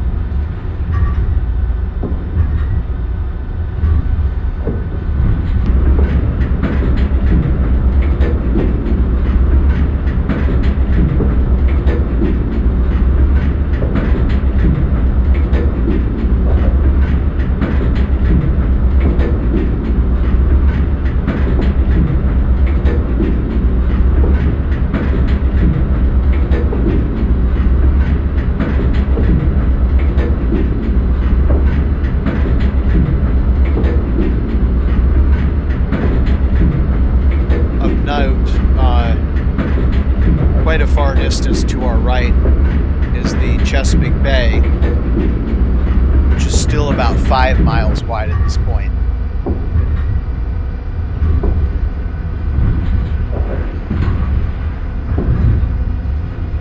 Eventually, just before the head of the bay, it will shrink to just about 3 miles wide, which is the largest. We were next to the Potomac.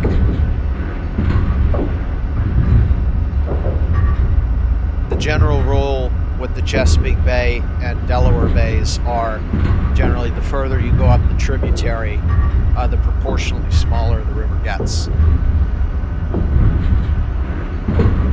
This is going to be alien to people that live in landlocked areas because you can take examples of rivers. The Amazon wouldn't count because of the amount of water that it moves, but say like the Rhine and the Mississippi, and especially the Missouri,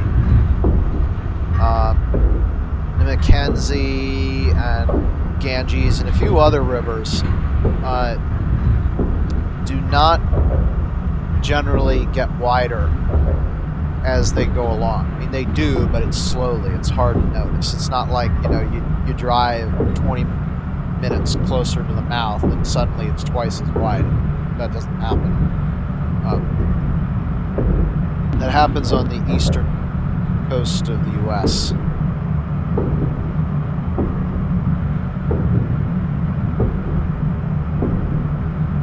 Edgewood Mark Station.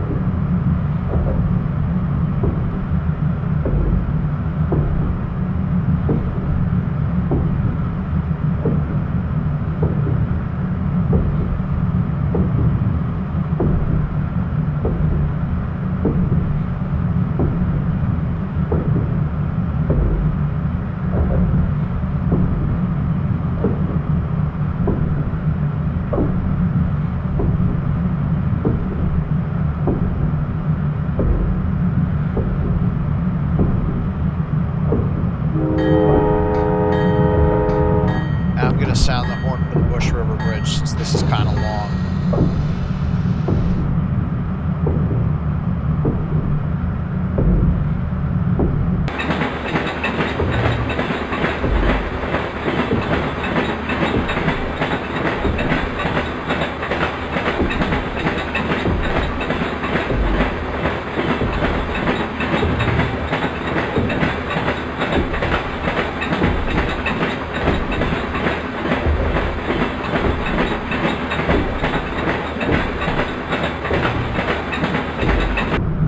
This time of year the water's frozen.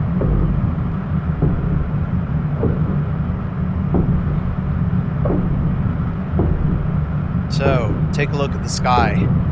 It's now yellow. We're getting closer.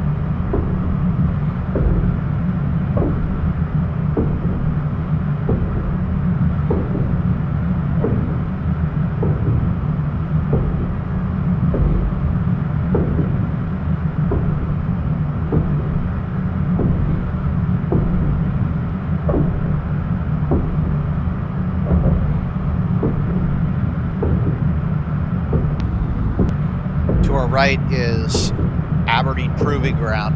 which is another restricted area. I think it's our second large restricted area, first being Quantico. And about 2 miles ahead is Aberdeen.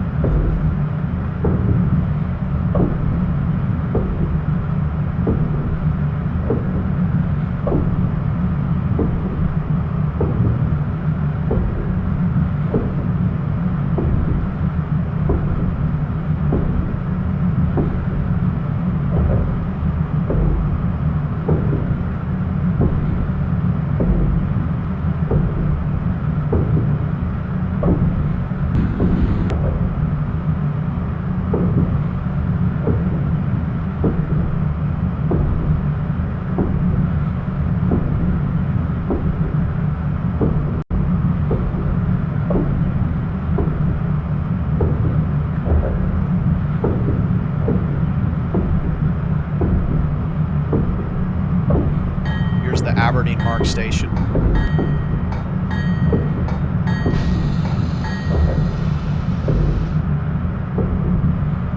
And this is Maryland 22 that we're passing under.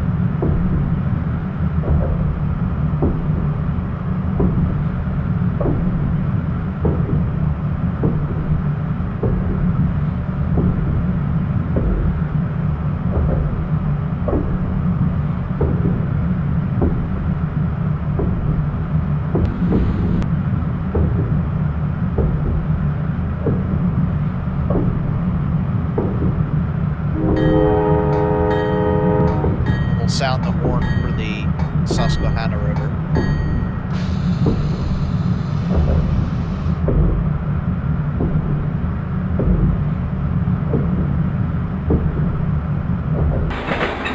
And here's the largest river on the East Coast.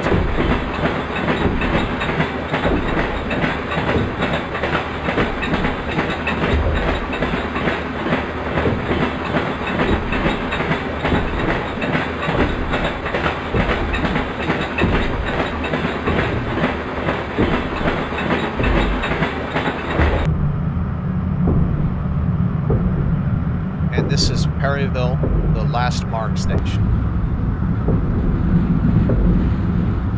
So the NEC is currently without a commuter route running along the side, or running along with it, I guess I should say.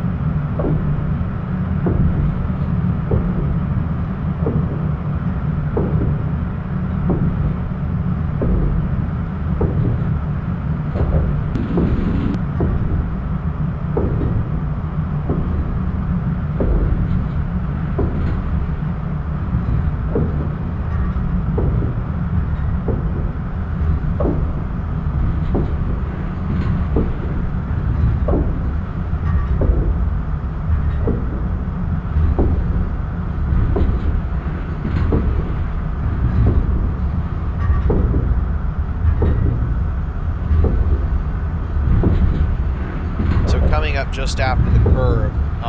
The speed limit is 80. And it'll stay that way until we get to the interlocking where we go back to 3 tracks, which is only about 5 miles up ahead.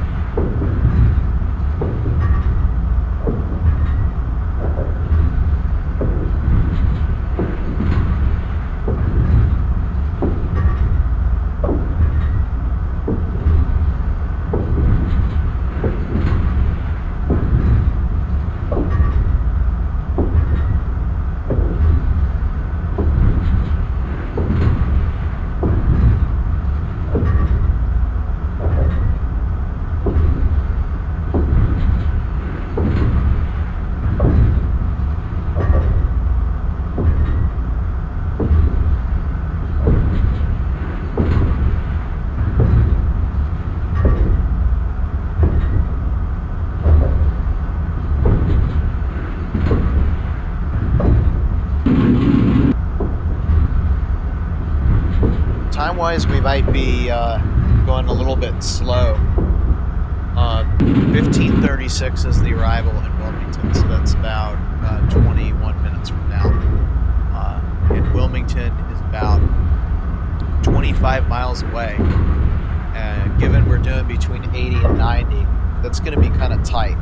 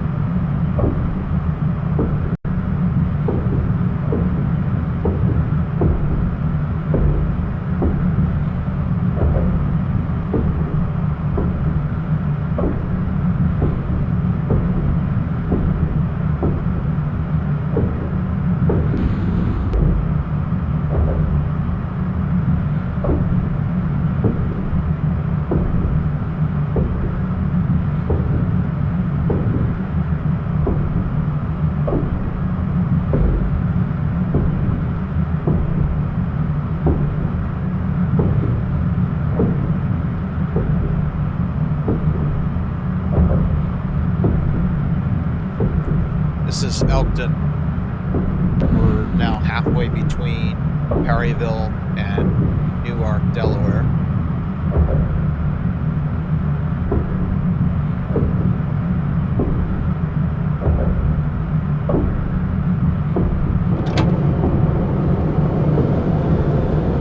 Alright, and we've got an approach limited at this point.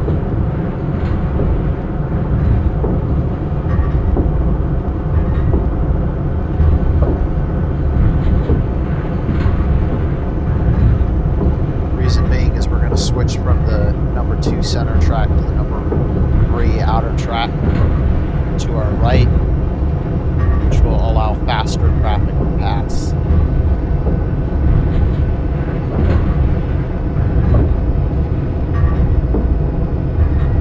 And this time, it just so happens that the switch immediately to the right is first, so the signal pairing gets to be fully realistic. So I think I saw an approach medium there. I don't know, I wasn't fully paying attention.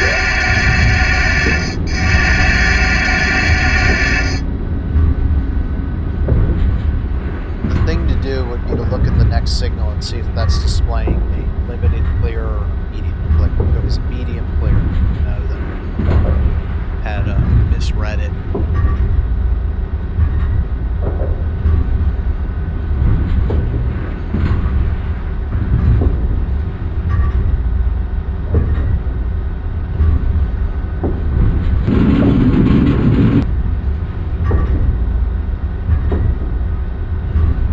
Nice if they could get that cab signal indication to be correct.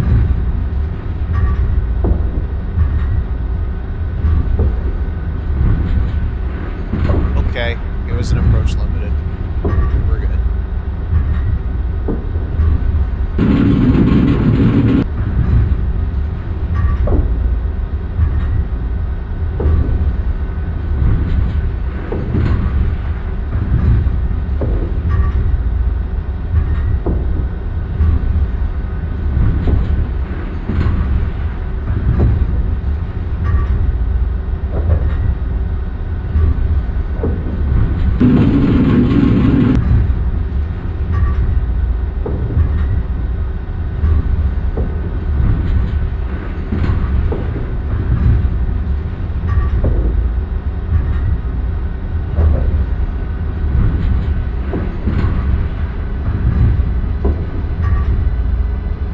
Back up to 90.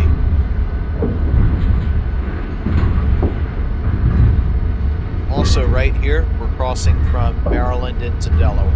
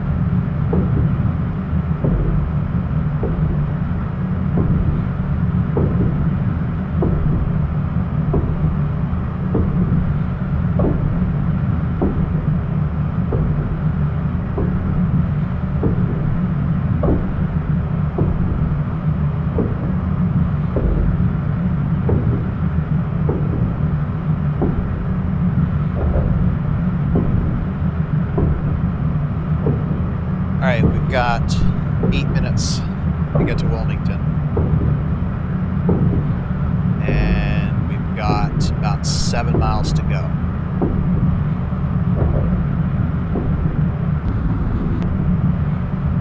The stations to the right that we've passed, such as Churchman's Crossing and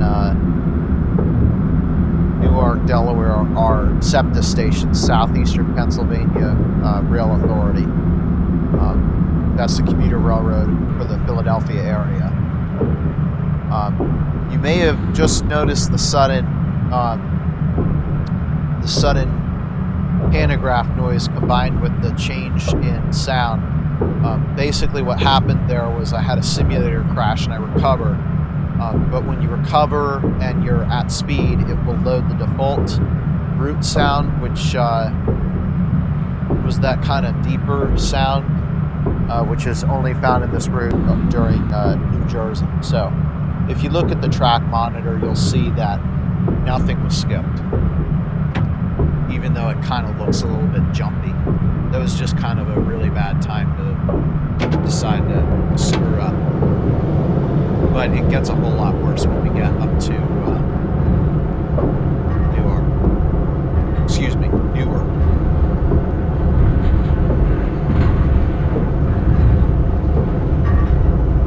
Alright, so we need to cross again from the track we're on, one to the left, in order to get to the Wilmington station now.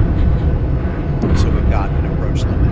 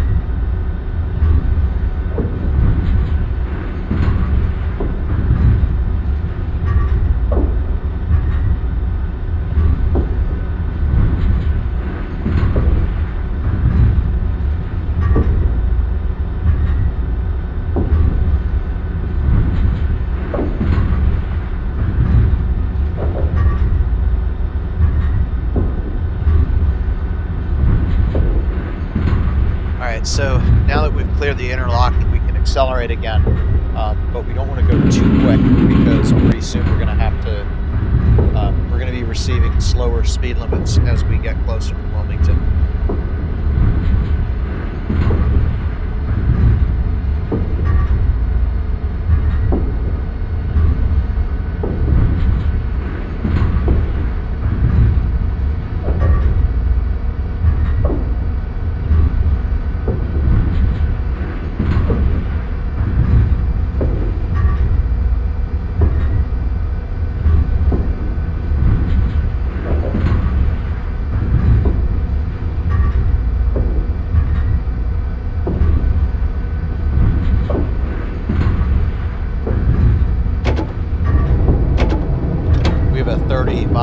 Speed limit coming up at the end of this turn.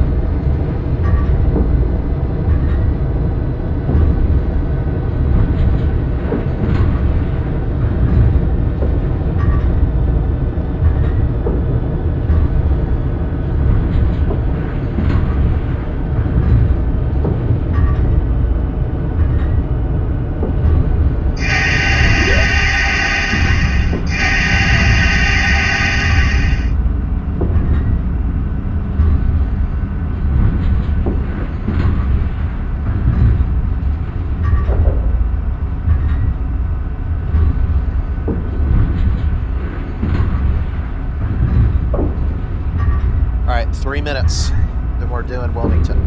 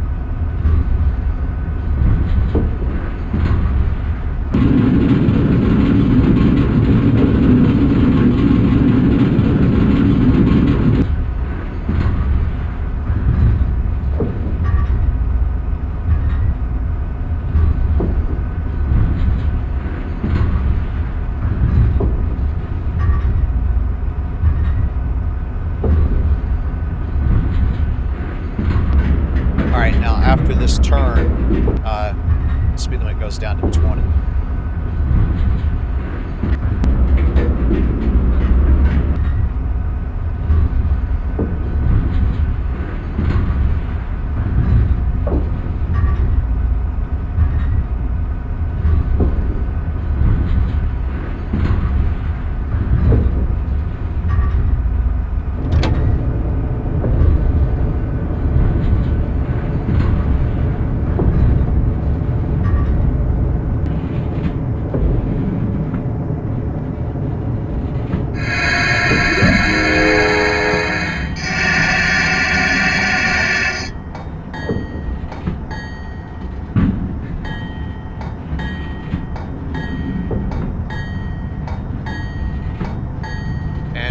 Into Wilmington precisely on time.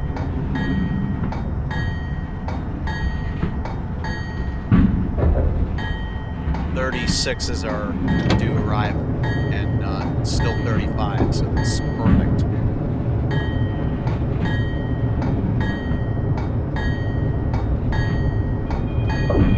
So because of the baggage car, we're gonna pull a little bit further forward.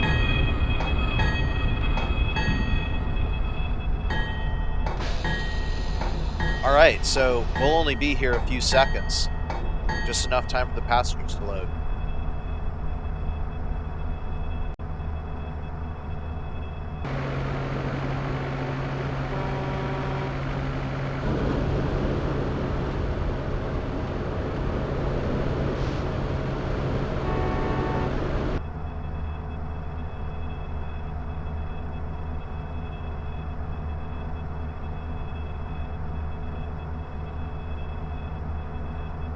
Go ahead and get started now.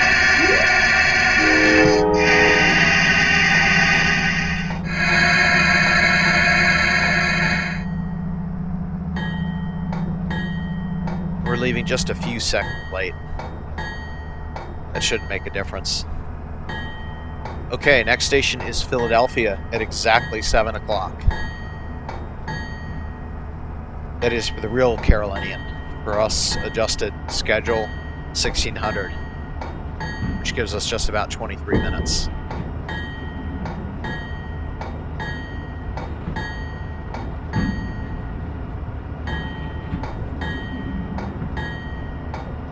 Speed limit's going to stay 20 until we get off this bridge.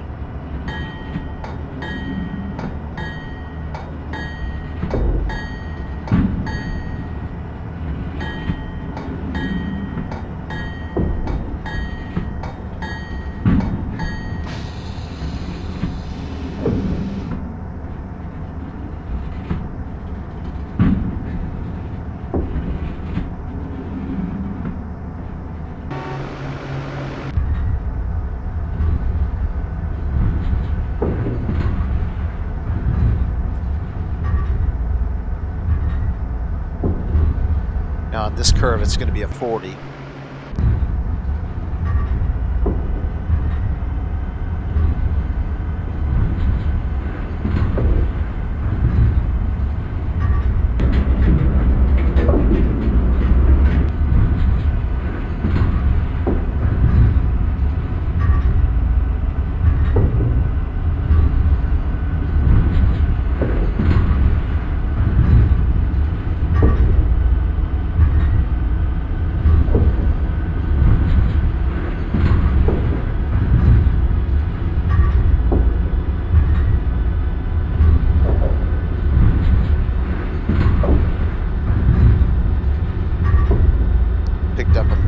Too much speed there.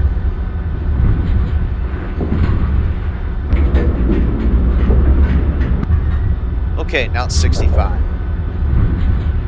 Pretty soon on our right we'll be able to see the Delaware River, which is still tidal at this point.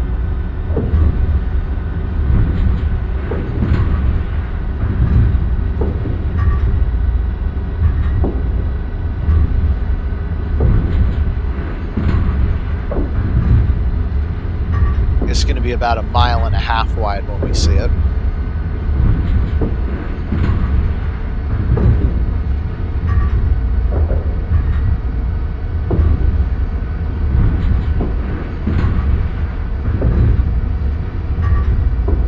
just about 2 kilometers even if you favor that. I don't think I've been converting anything from miles to kilometers on this video. Well, then again, it is a response to a request video, so hopefully the person who requested this uses miles.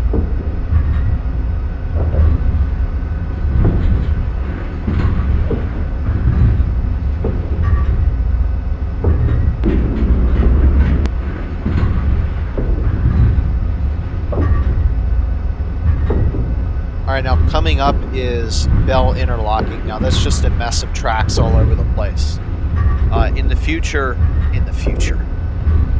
current day, which is future for this simulation, they've cleaned up those tracks. It's a lot more straight going through it, so don't be alarmed when we suddenly take a sharp turn on a rickety bridge. It's not like that anymore. We're just simulating modern day.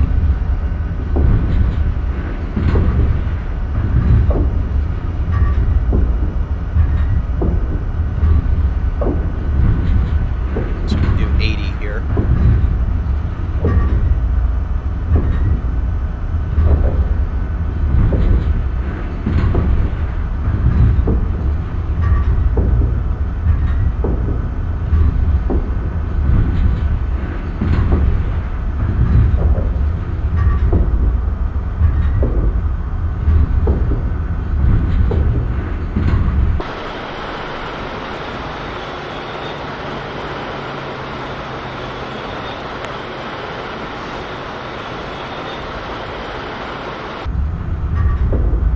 On the left is the next Interstate 495, that's the Wilmington Bypass.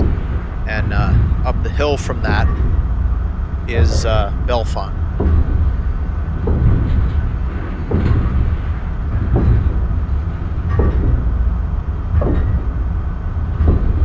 Okay, this is Bell Interlocking now. We're going to take a sharp turn to 80, but it's okay. It's not like this in modern day. Thank goodness they fixed this interlock.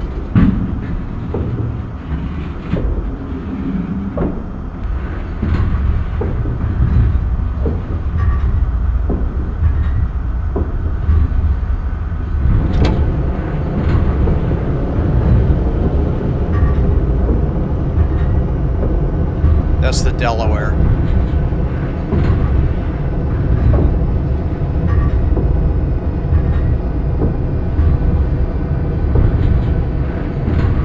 Alright, so I'm going to go through an interlocking at Marcus Hook. So that's going to require me to slow down a little bit.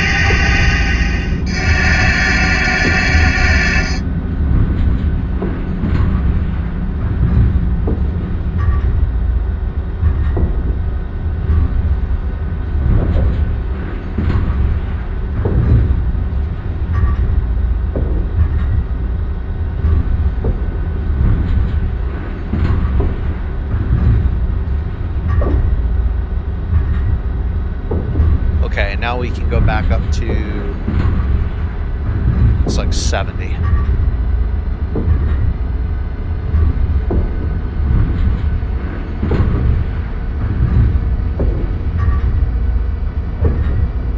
And now we're entering Pennsylvania.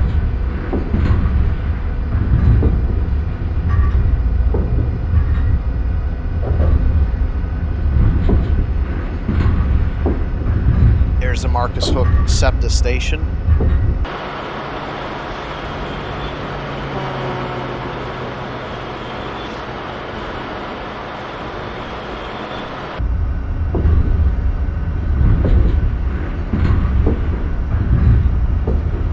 And that bridge up there is the Commodore John Berry Bridge carrying US 322 across it. And that goes into New Jersey and hooks up with 295.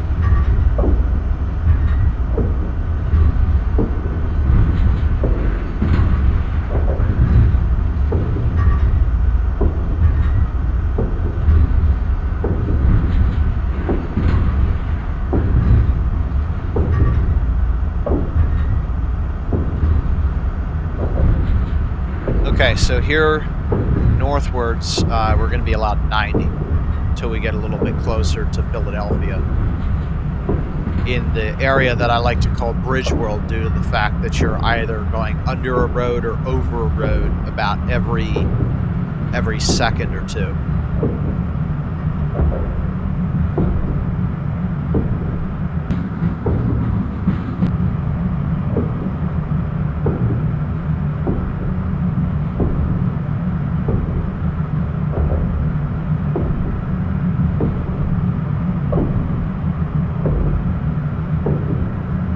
SEPTA likes to put their stations a lot closer than Mark does. Here's Eddystone. That's why I've been skipping them a lot of the times, because I don't have the attention span to constantly look for them.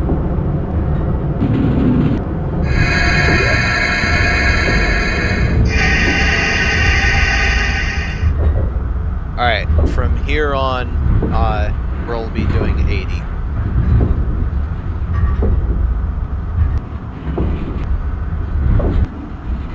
Here's that section I was talking about. Just bridges everywhere.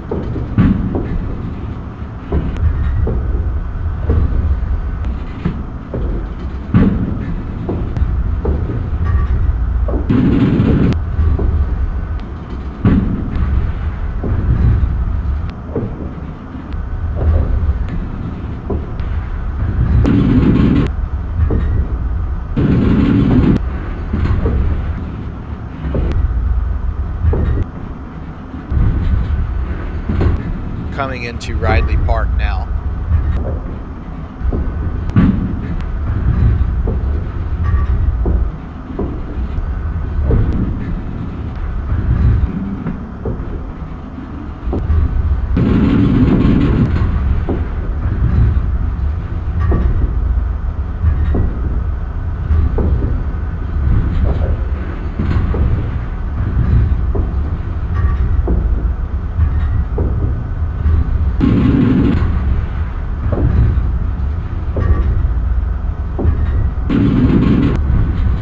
Prospect Park now. About a mile or two back, I-95 had crossed from the left side and the right side, so it's now on our right. It goes into the main section of Philadelphia between the Schuylkill and the Delaware. We'll be west of the Schuylkill and, by definition, west section of Philadelphia.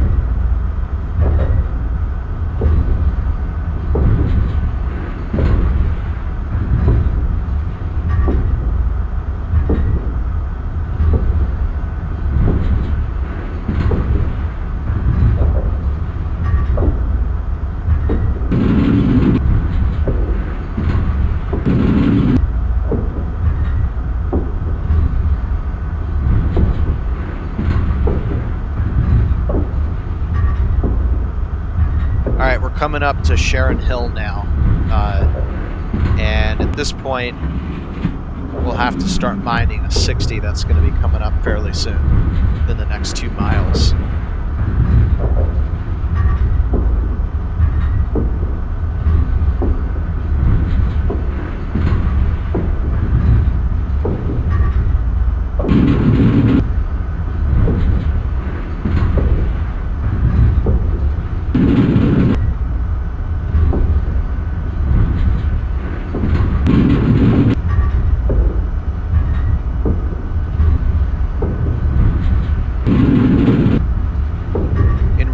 The S-bend that we're going through here is not very severe.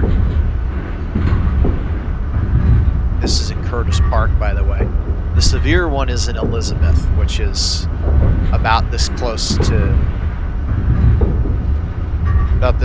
Newark. Well, 6 miles. Yeah, I'd say Newark. Alright, here's Darby. Speed limit's changing to 60.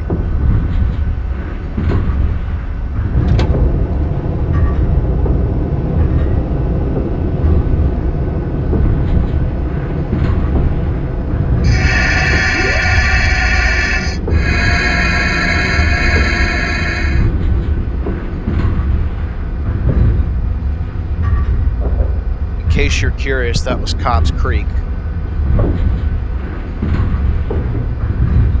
And that first bridge there is Island Avenue. It's amazing how Philadelphia just, you know, doesn't care about the right-of-way. They just put bridges all across the tracks.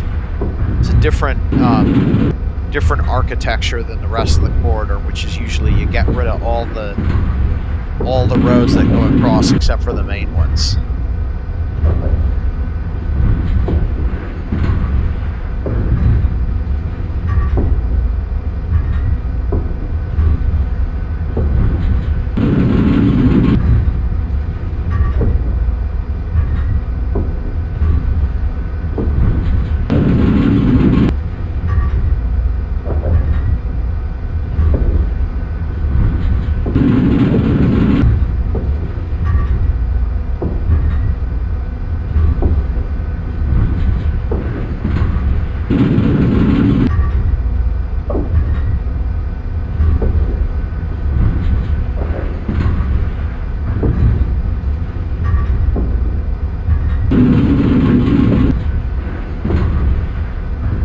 That arch bridge up there carries the Philadelphia sub, the same one that's been paralleling us to the left. It's now going to the right, down to some freight yards in Philadelphia on the other side of the river.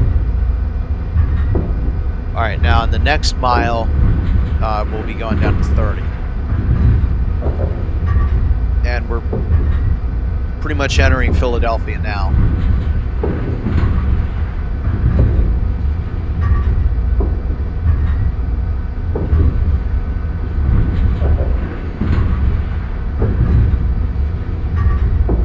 Oh dear.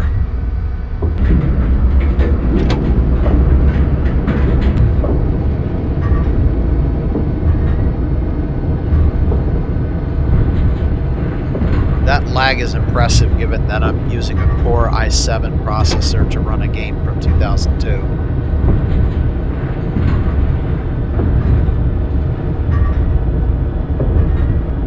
Alright, so in the next minute or two,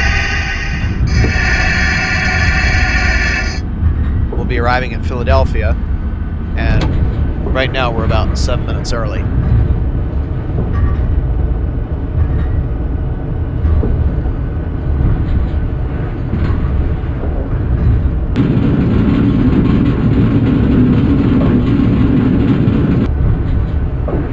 That flyover we just went under is for the tracks accessing the upper level of 30th Street Station.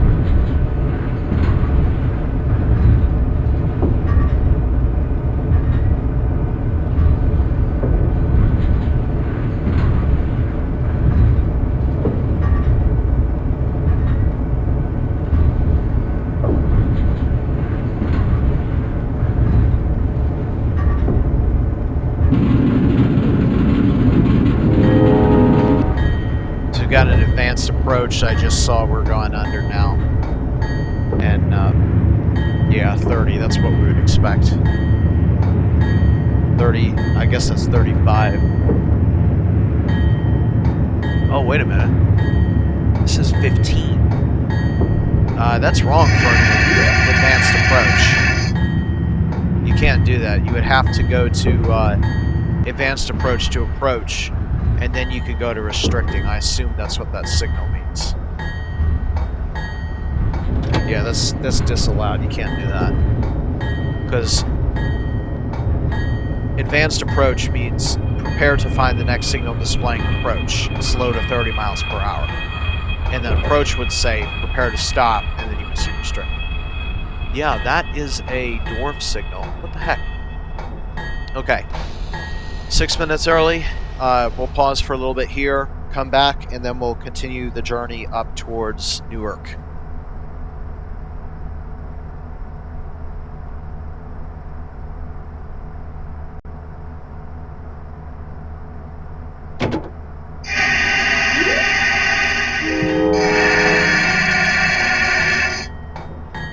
Okay, departure time.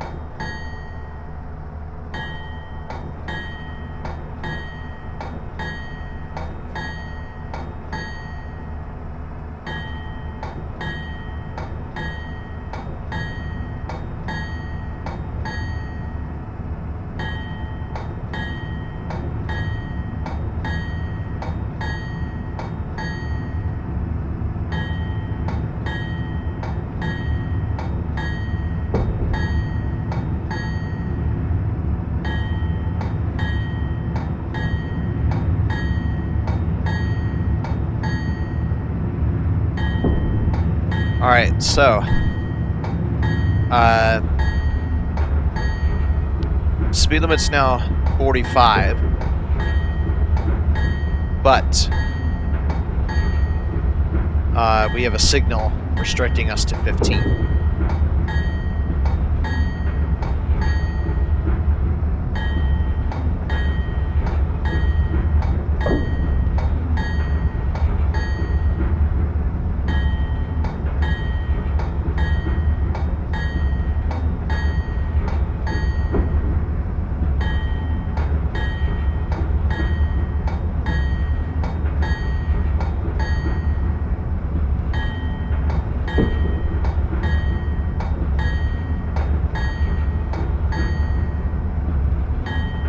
Okay, this curve is a 40, but it doesn't apply. We're gonna get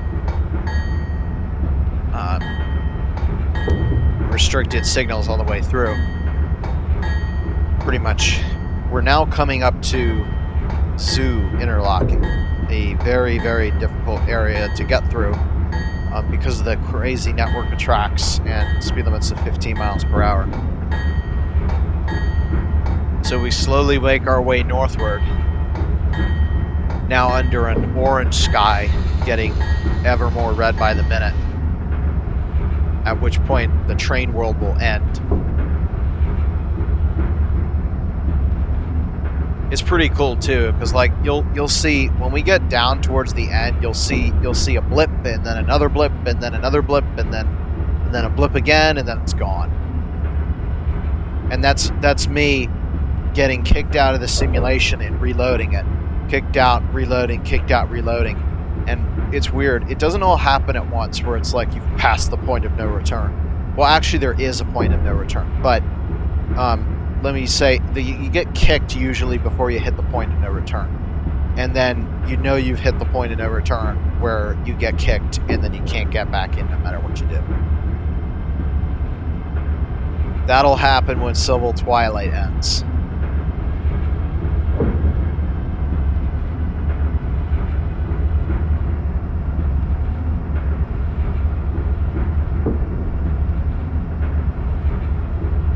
Yeah, we still got restricting speed limits.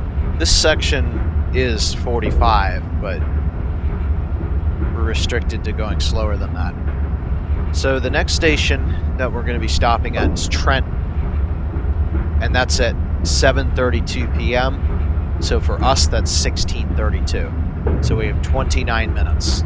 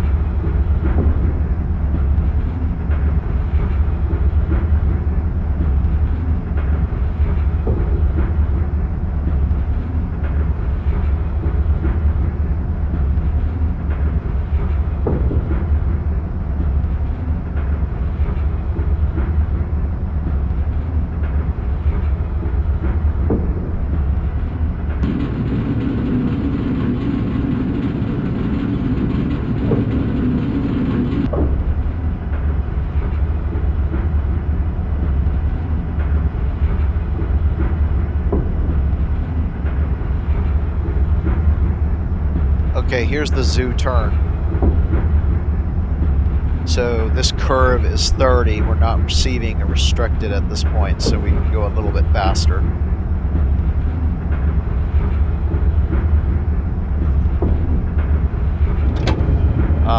But we have a 20 coming up.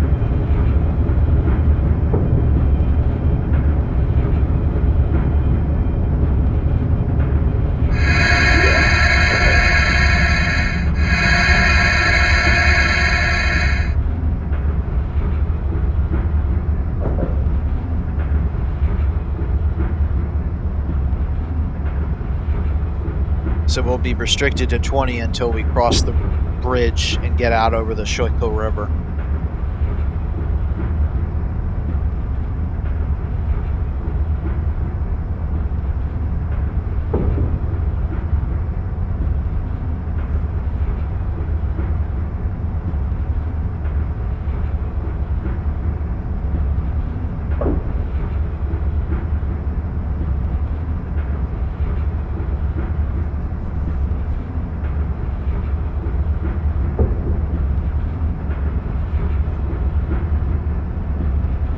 pretty difficult to control the speed through here because you have a mix of ups and downs, and in addition to that, there's also the glitch, which causes the coach cars to kind of rock back and forth on the tracks and change the amount of pull they have. So, okay, now we've cleared that, we can go 45 now.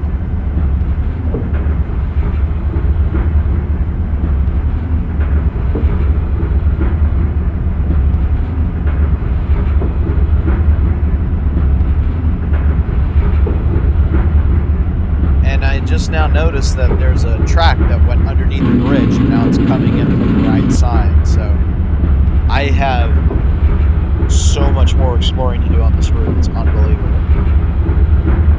It's like, you know, I've gone on a route like 40 times, and then all of a sudden I notice a track that I've never seen before coming on from a location that I've never looked before.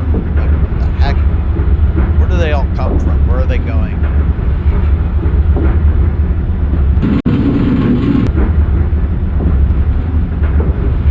Alright, so at this point, the speed limit would be 55, but we've got to restrict it. Not a restrict. Limiting signal, approach limited.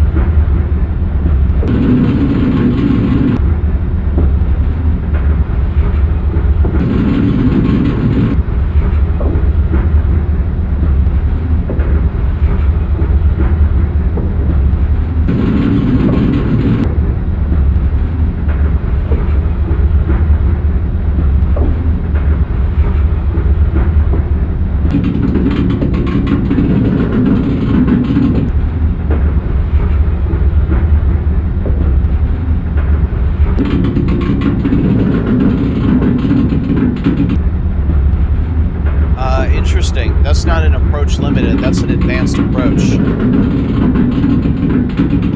You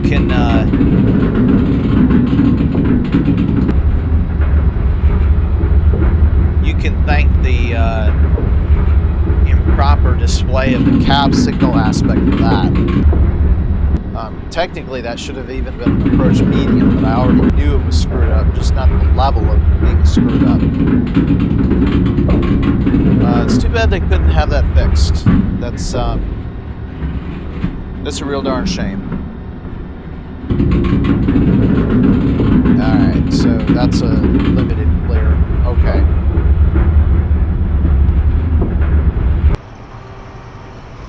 That's the North Philadelphia station.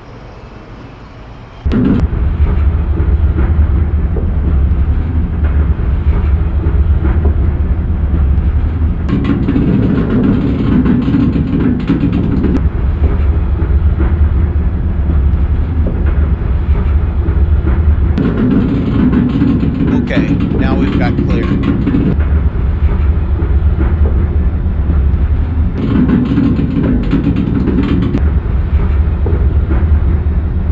Alright, now we can do 55.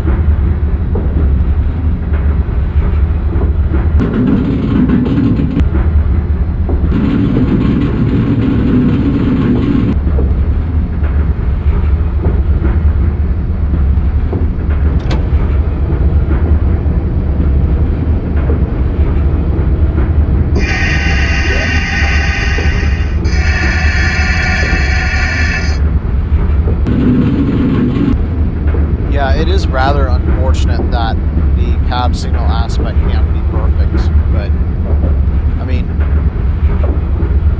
you have to settle somewhere. Nothing's perfect. I mean, the thing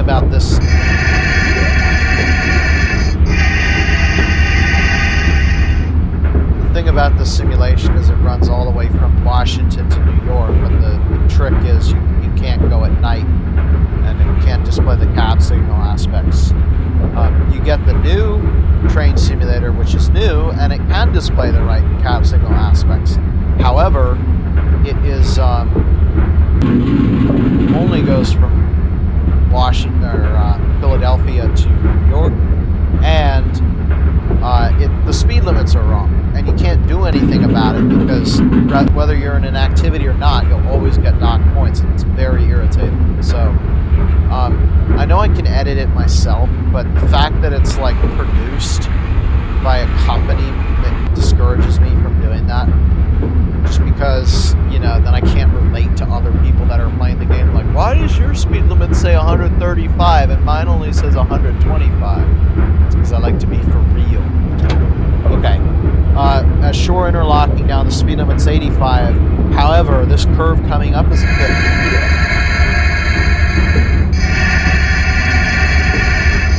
I say this every time I roll through Frankfurt Junction. There was a train on this very track that was doing 106 miles an hour right where we are now, and it derailed right where I am now and went off to the right down there past that like tree and stuff into that brush. And yeah, not good. I'm thinking the engineer saw the 9, or actually it wasn't a 90, it would have been 110 afterwards. Yeah, that's about where the wreck landed. That yard doesn't exist anymore today. Yeah, so further along here, the speed limit will go up, and that's exactly what happened. You know, coming up here, the speed limit is now 75, but this next curve is a 60.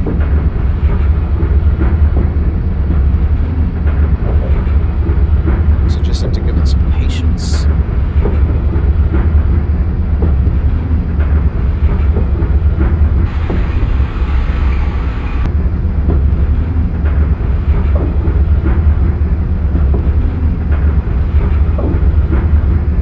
Alright, corridor's slowly coming together.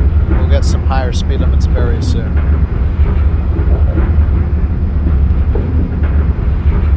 And before you know it, we'll be in New Jersey.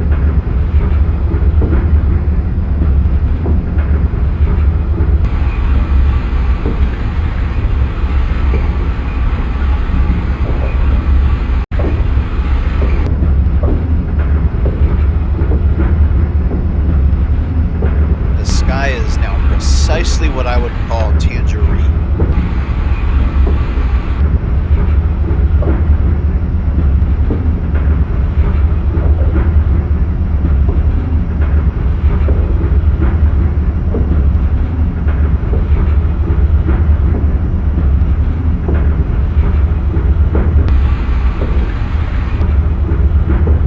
We are just about 1 hour from the end of the train world.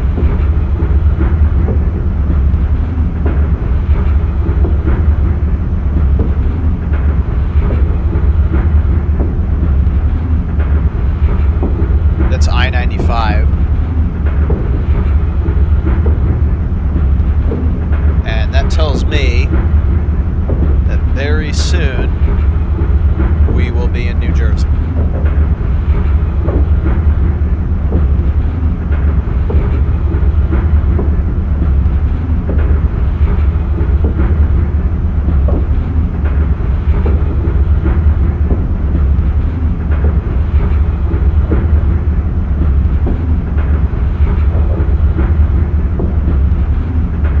First warning is seeing I-95. Second warning is seeing Lake Van Slicker. Third warning is seeing, what is it, Mason interlocking? Something like that. It's like all the tracks, Morris interlocking. All the tracks kind of like diverge. And that's how you know you're about to round the turn and cross the bridge into Trent.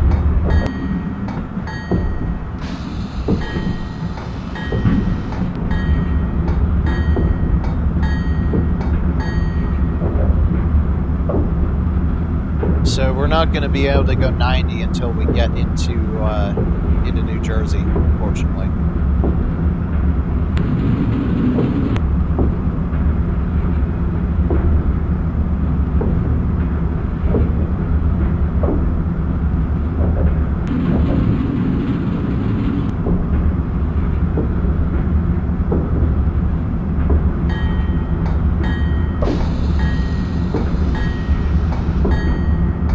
Torresdale. So all these stations we're passing are still SEPTA. They're just on the other side of Philadelphia. SEPTA stations go all the way to Trenton, at which point New Jersey Transit takes over with the Northeast Corridor line. And then from there, New Jersey Transit has it.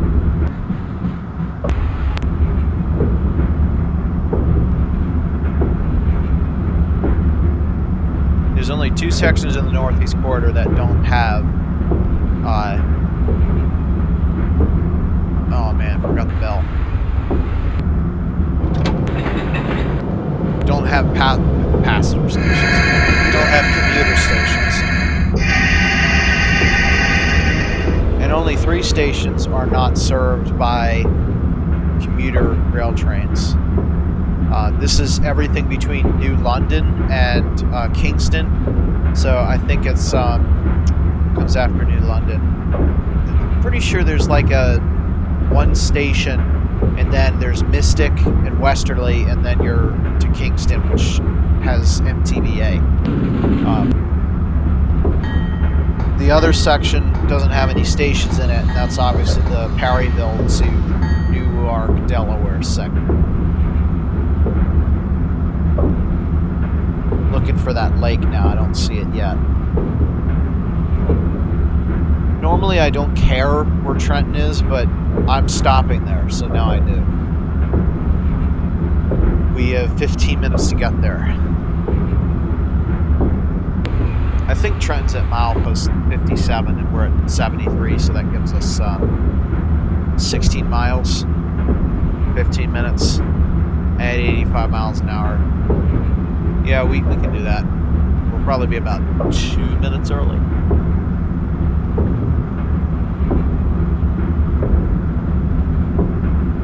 I think Tullytown is the last step. After that, it becomes kind of marshy. I keep pronouncing this name wrong. It's not Van Slicker, it's Van Sciver. That's a great place to train spot. You got water on both sides of the tracks.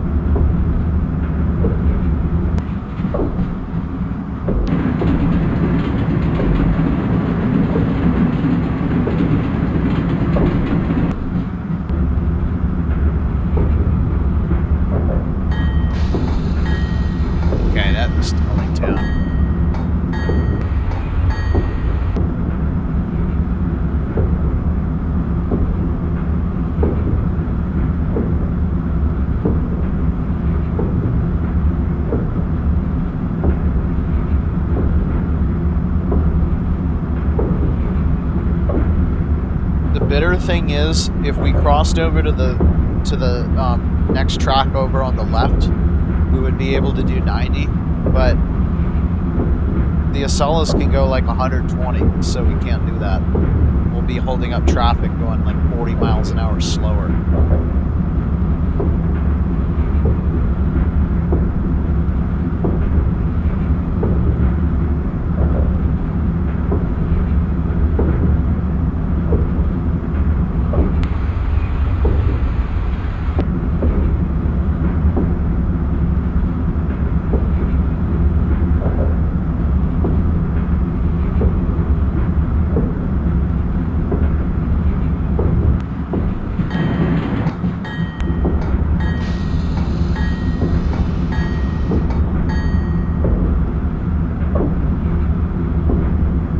Starting to think I misread something, because I could swear I saw Tullytown earlier. Bristol comes before that. So what did I say?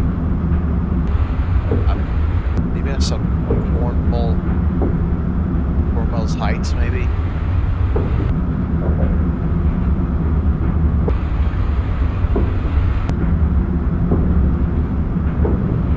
Anyhow, to the left, kind of through the woods, we were paralleling it for a little bit. It was US 13 that runs even closer to the coast than US 1 does for a good portion up until this point.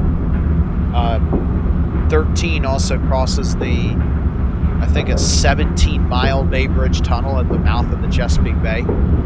It's, to be precise, it's a bridge, tunnel, bridge, tunnel, bridge, bridge. And I say bridge twice at the end because you come onto an island and then you go onto another bridge, but it's the same network. You can't leave it. So it's pretty much the same system. And there's like literally nothing in between that 17 miles. It's just like you're out on the open water. There's like 2 places to park if you have to like take a breather, but there's like not any vending machines or rest stops or anything there, or gas station. It's extremely important. You don't want to stall out on a 17-mile bridge.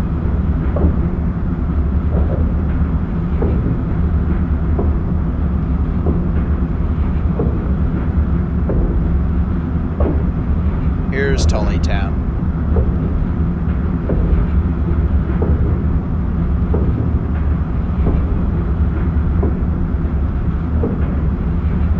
Yeah, there you go. See that traffic on the left? That's US 13. Its northern terminus is actually just north of Tullytown. It goes in with US 1, and at that point it ends.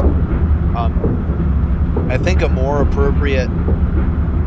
I don't know if... I think 0 is neither even nor odd. So in order to go east of Route 1, you need to go 2 minus because you need to stay odd. So that makes the legitimate name of US Route 13 as US -1 because it is east of US 1.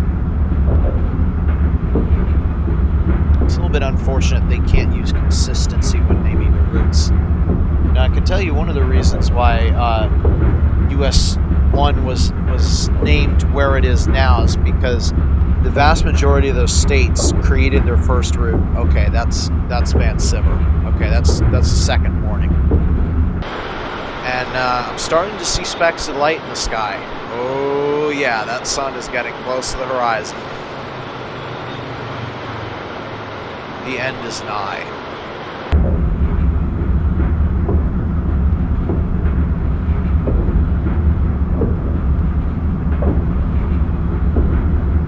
Yeah, sky is definitely orange now.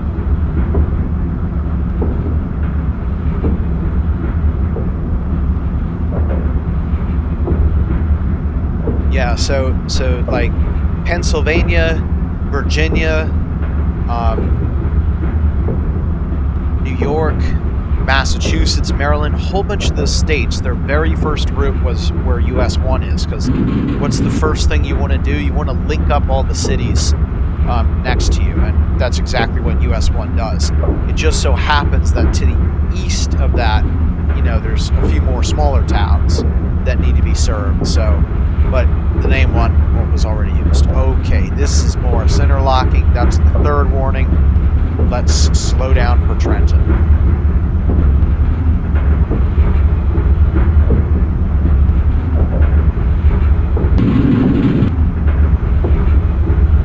That bridge with the tracks we just passed on has a bunch of rail yards out in a waste management area of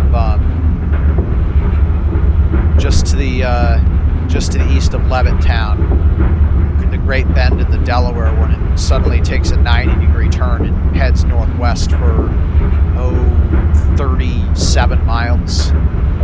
So, yep. All right, this is going to be the bridge over the river.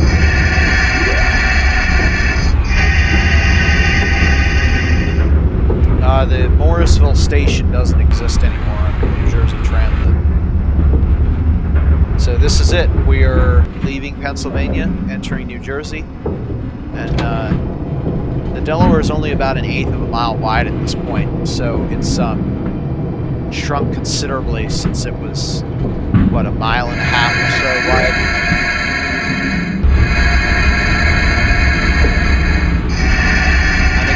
tracks I've never noticed before.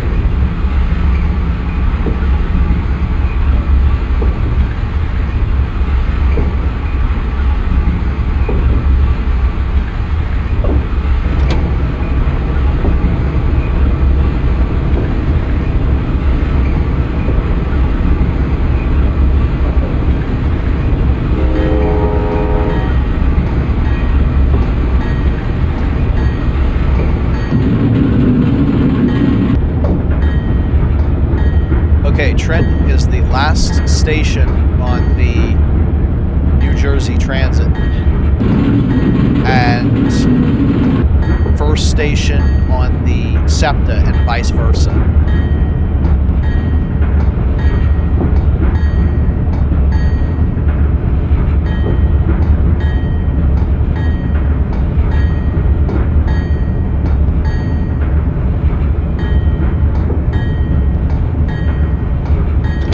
Lag it just a bit because this is a shorter platform and we do have a baggage car. Believe it or not, we don't have the baggage handling capability at this station because it's so short. So we can't take baggage at this station.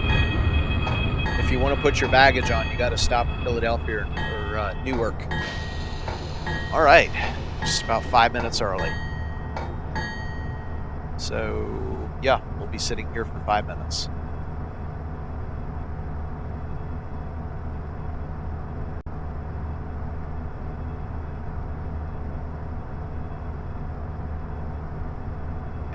Like magic, just about time to go. Our next and unfortunately final stop is Newark, New Jersey at, would be 8:15 p.m. But instead it's going to be 5:15, 17:15, because I'm trying to avoid a world crash, which ended up happening.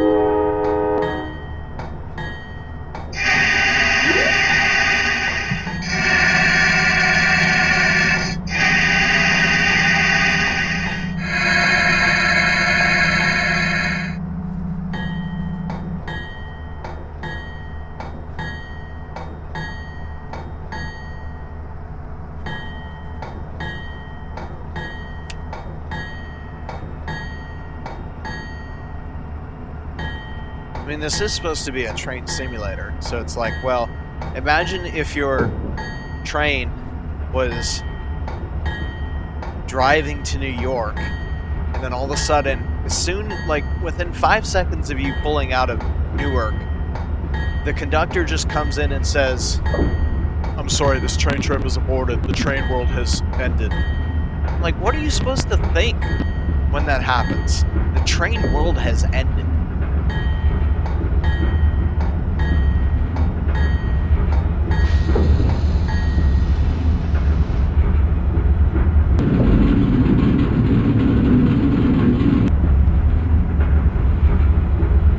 Very soon we'll be going out over the fastest section of the southern portion of the Northeast Corridor.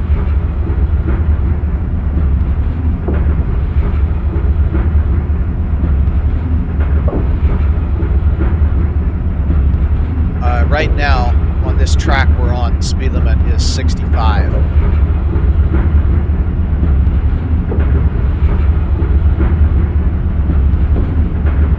But it will go up.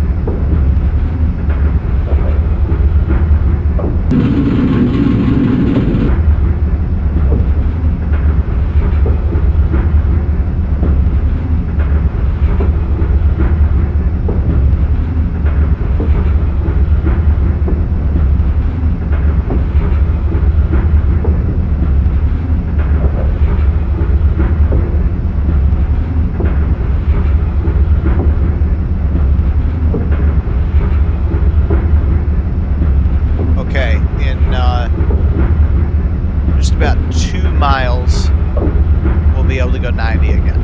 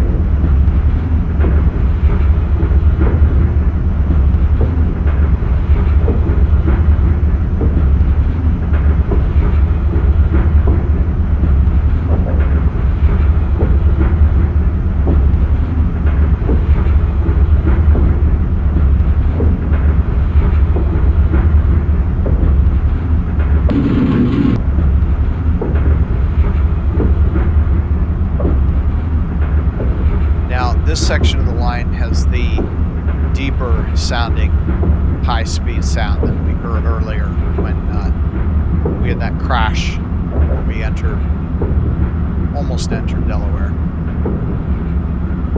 just before it.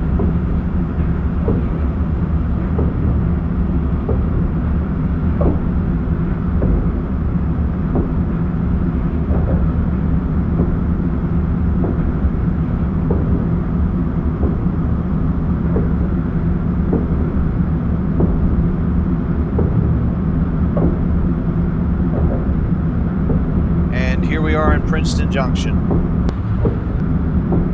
So the Acela can do 135 through here, and I really should have put my bell on.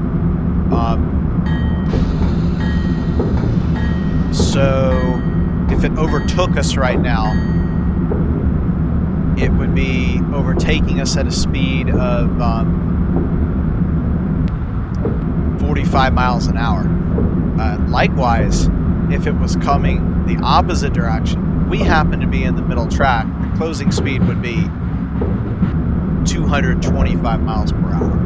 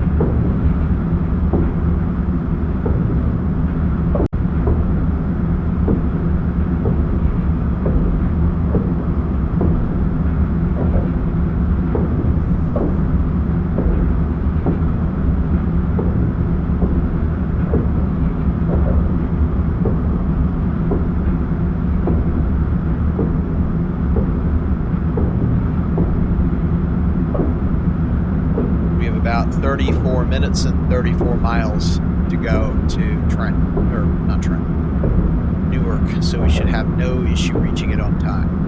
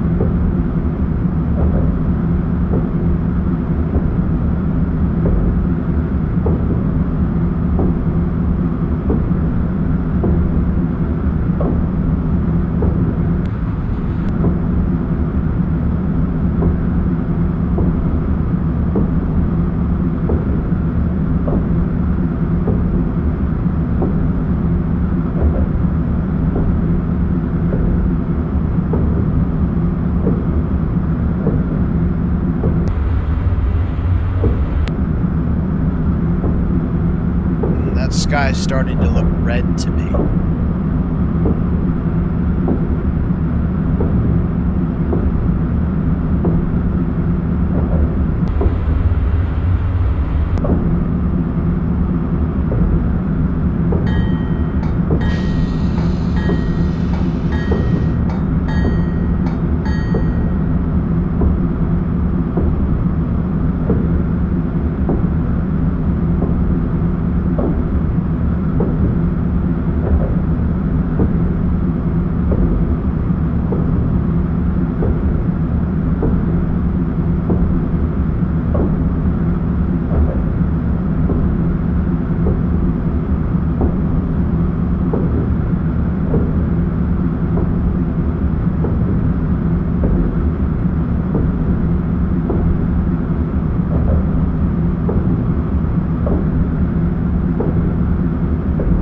How the air just sinks at high speed like that.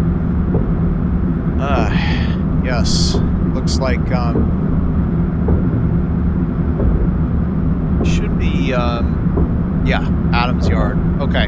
So next is going to be a bridge under US 1. And then we'll have to slow down to 75. And then we'll go through New Brunswick.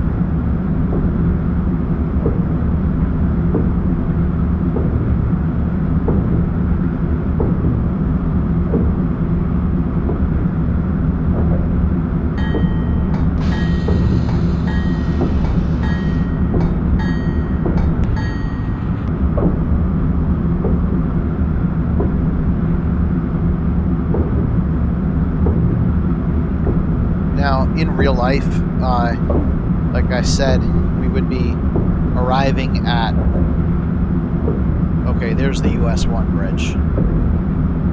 We would be arriving at Newark a little bit early. I'm thinking the reason that is because with all the New Jersey Transit traffic stopping at all these stations on the Northeast Corridor line, I'm going to be receiving quite a lot of approach limiteds trying to, you know, space me out from, actually no, I would be receiving advanced approaches. And then whenever I would see the approaches, I'd probably get a clear. Unless the train stops for more than a few minutes, in which case I'd get a approach.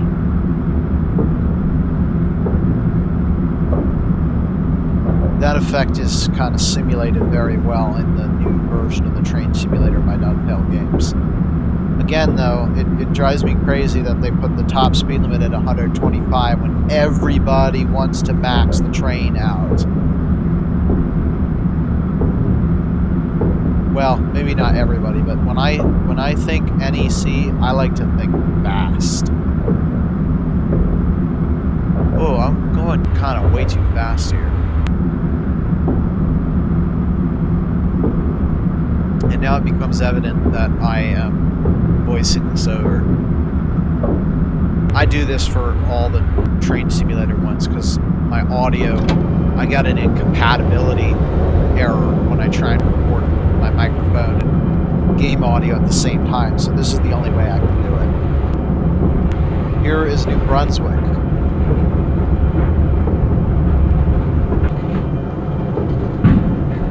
Right after this, we'll be crossing the Raritan River.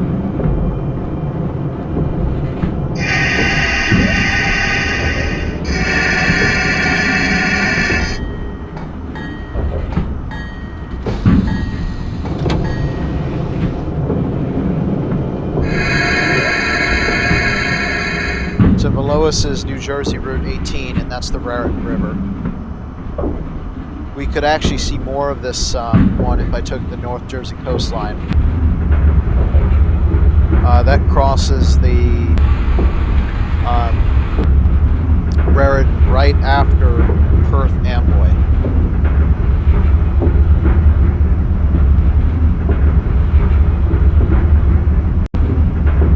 Okay, that was our first crash. We're starting to get more. You can see the sky is now most decidedly a salmon color. And I'm seeing quite a lot of hiccups up ahead where I remember the crashes occurred, so this is it.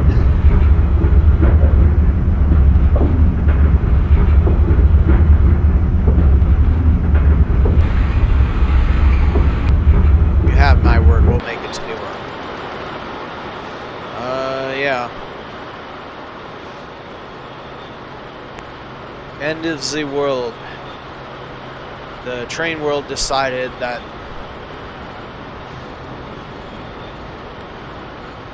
that ball of a sun is going down. Oh, there it is. Oh, it's getting close. Very, very close. Maybe 10 minutes. 10 minutes and it's the end of the world.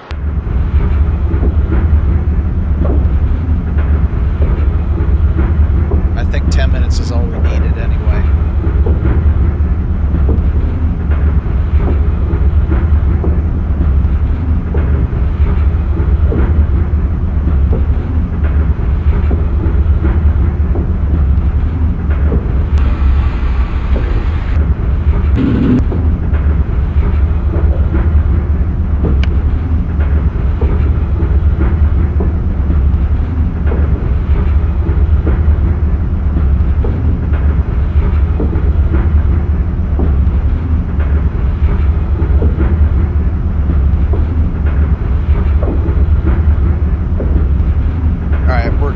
Until we get to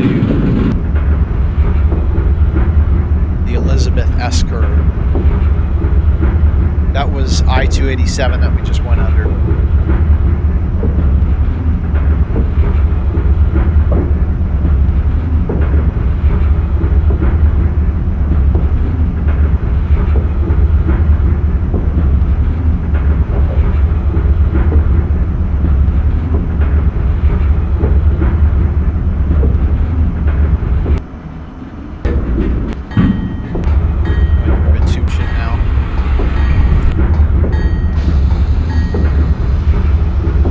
So I've switched the headlights up onto high now because it's now sufficiently dark that the difference between dim and full is noticeable as a difference between yellow and white. So I prefer to have a white ground as opposed to a yellow one because it allows the colors to come through more naturally.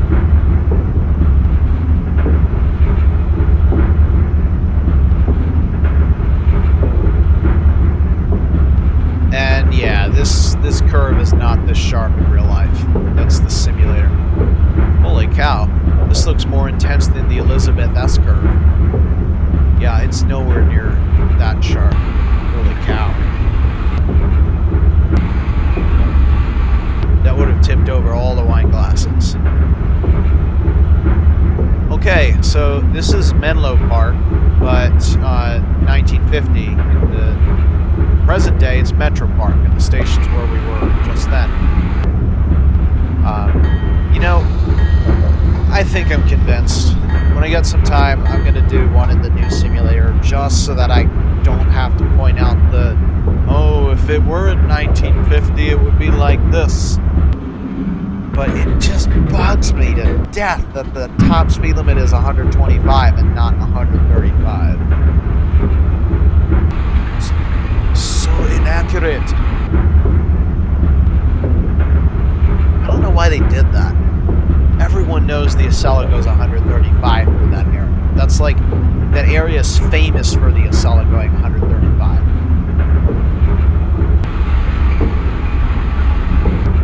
Alright, 4 miles, and then I slow down.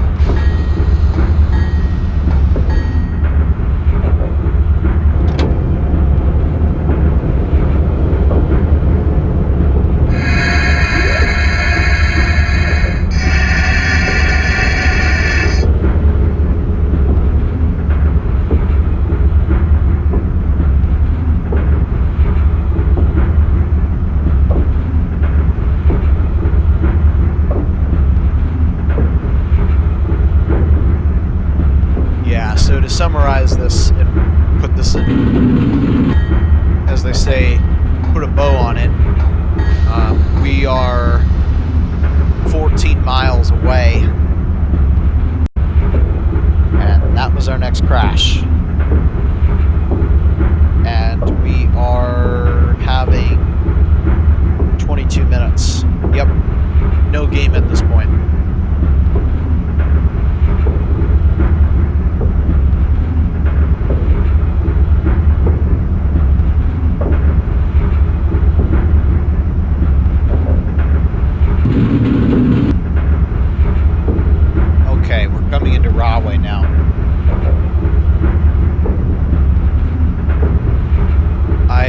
It up and in the code to try and troubleshoot the night crash, and sunset is at 16:58, so after that it's game over if there's a crash.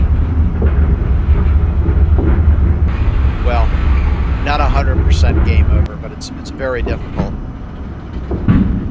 I know when game over was. Here's Broadway Station.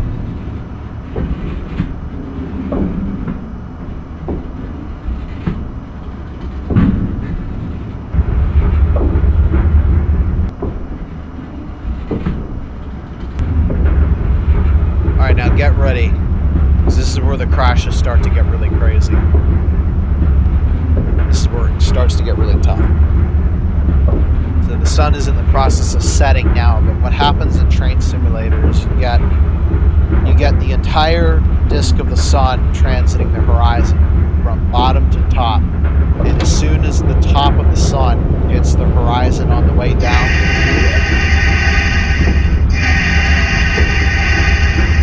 then the night textures will load if you open a new simulation.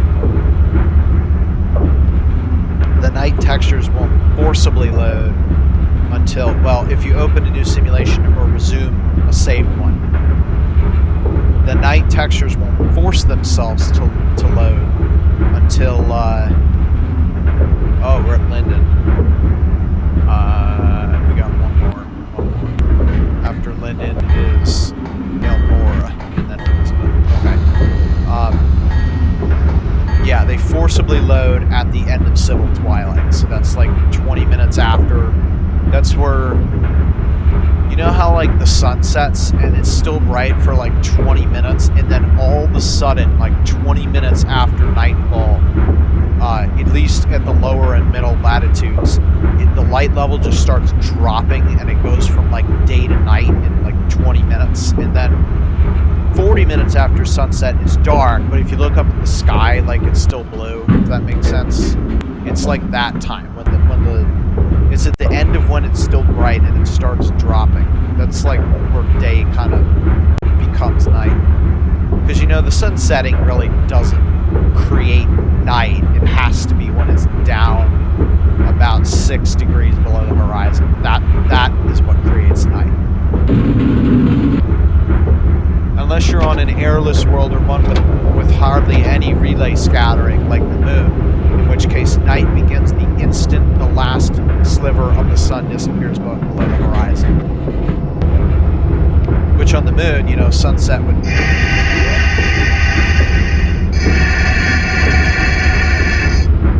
Sunset would take about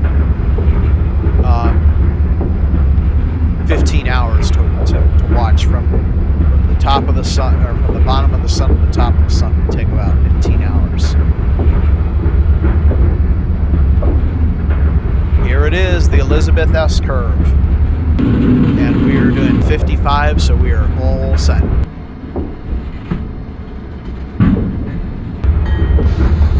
This is a bane of the Northeast Corridor right here. So it's one sharp, long turn, followed by another sharp, long turn. Oh, boy.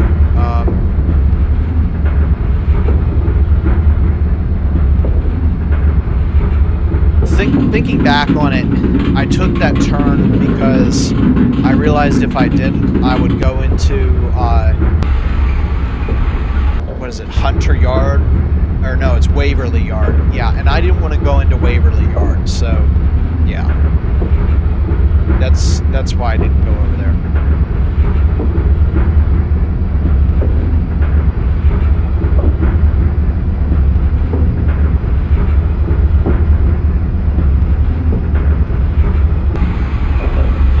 Here I go again. In the modern era, that is Newark International.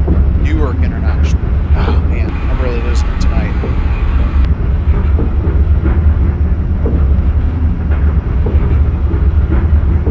Alright. Oh wow. So I had done such a good job stitching the crashes together that I didn't even notice those. So what I'm looking at the breaks and the lines between my recordings.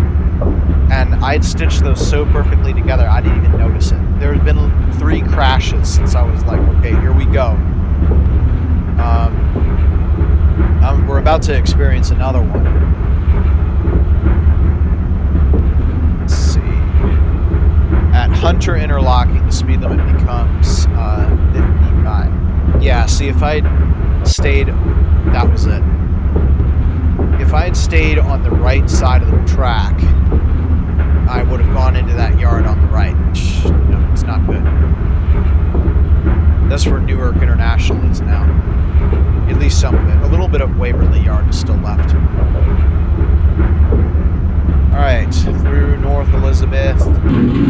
Now north of Newark Liberty. Now we're going past I-78 Express, just under this bridge. And then we'll be in New York. Is that it? Yeah, that's it.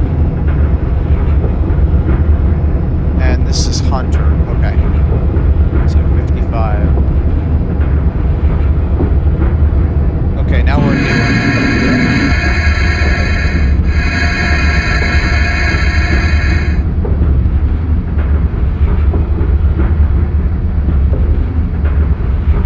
Alright. And the next is a 25, which comes up basically at the green signal up ahead just after that. We go out on a bridge.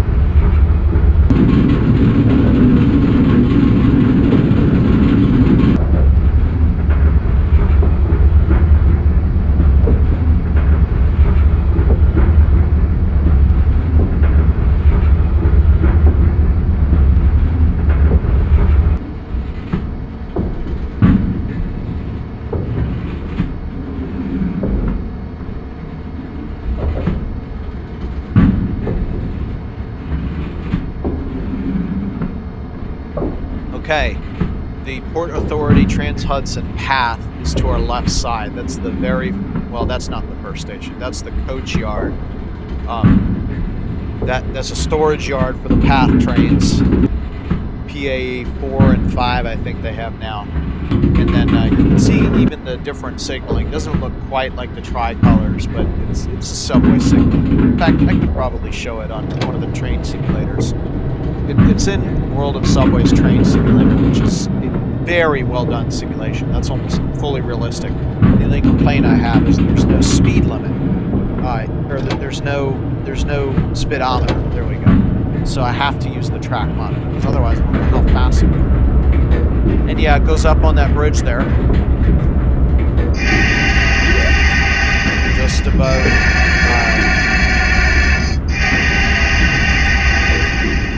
The upper level of Newark, Penn. And this is it, the end of our journey.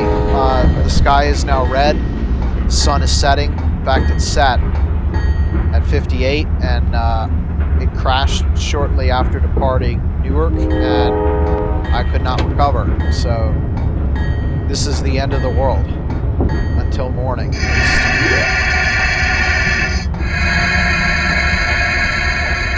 We're about 13 minutes early, and I have a good idea why, like I mentioned earlier. So we've got the Passaic River just in front of us, and I'm going to stop here to keep the baggage car off the platform. Well, except for the back of the baggage car.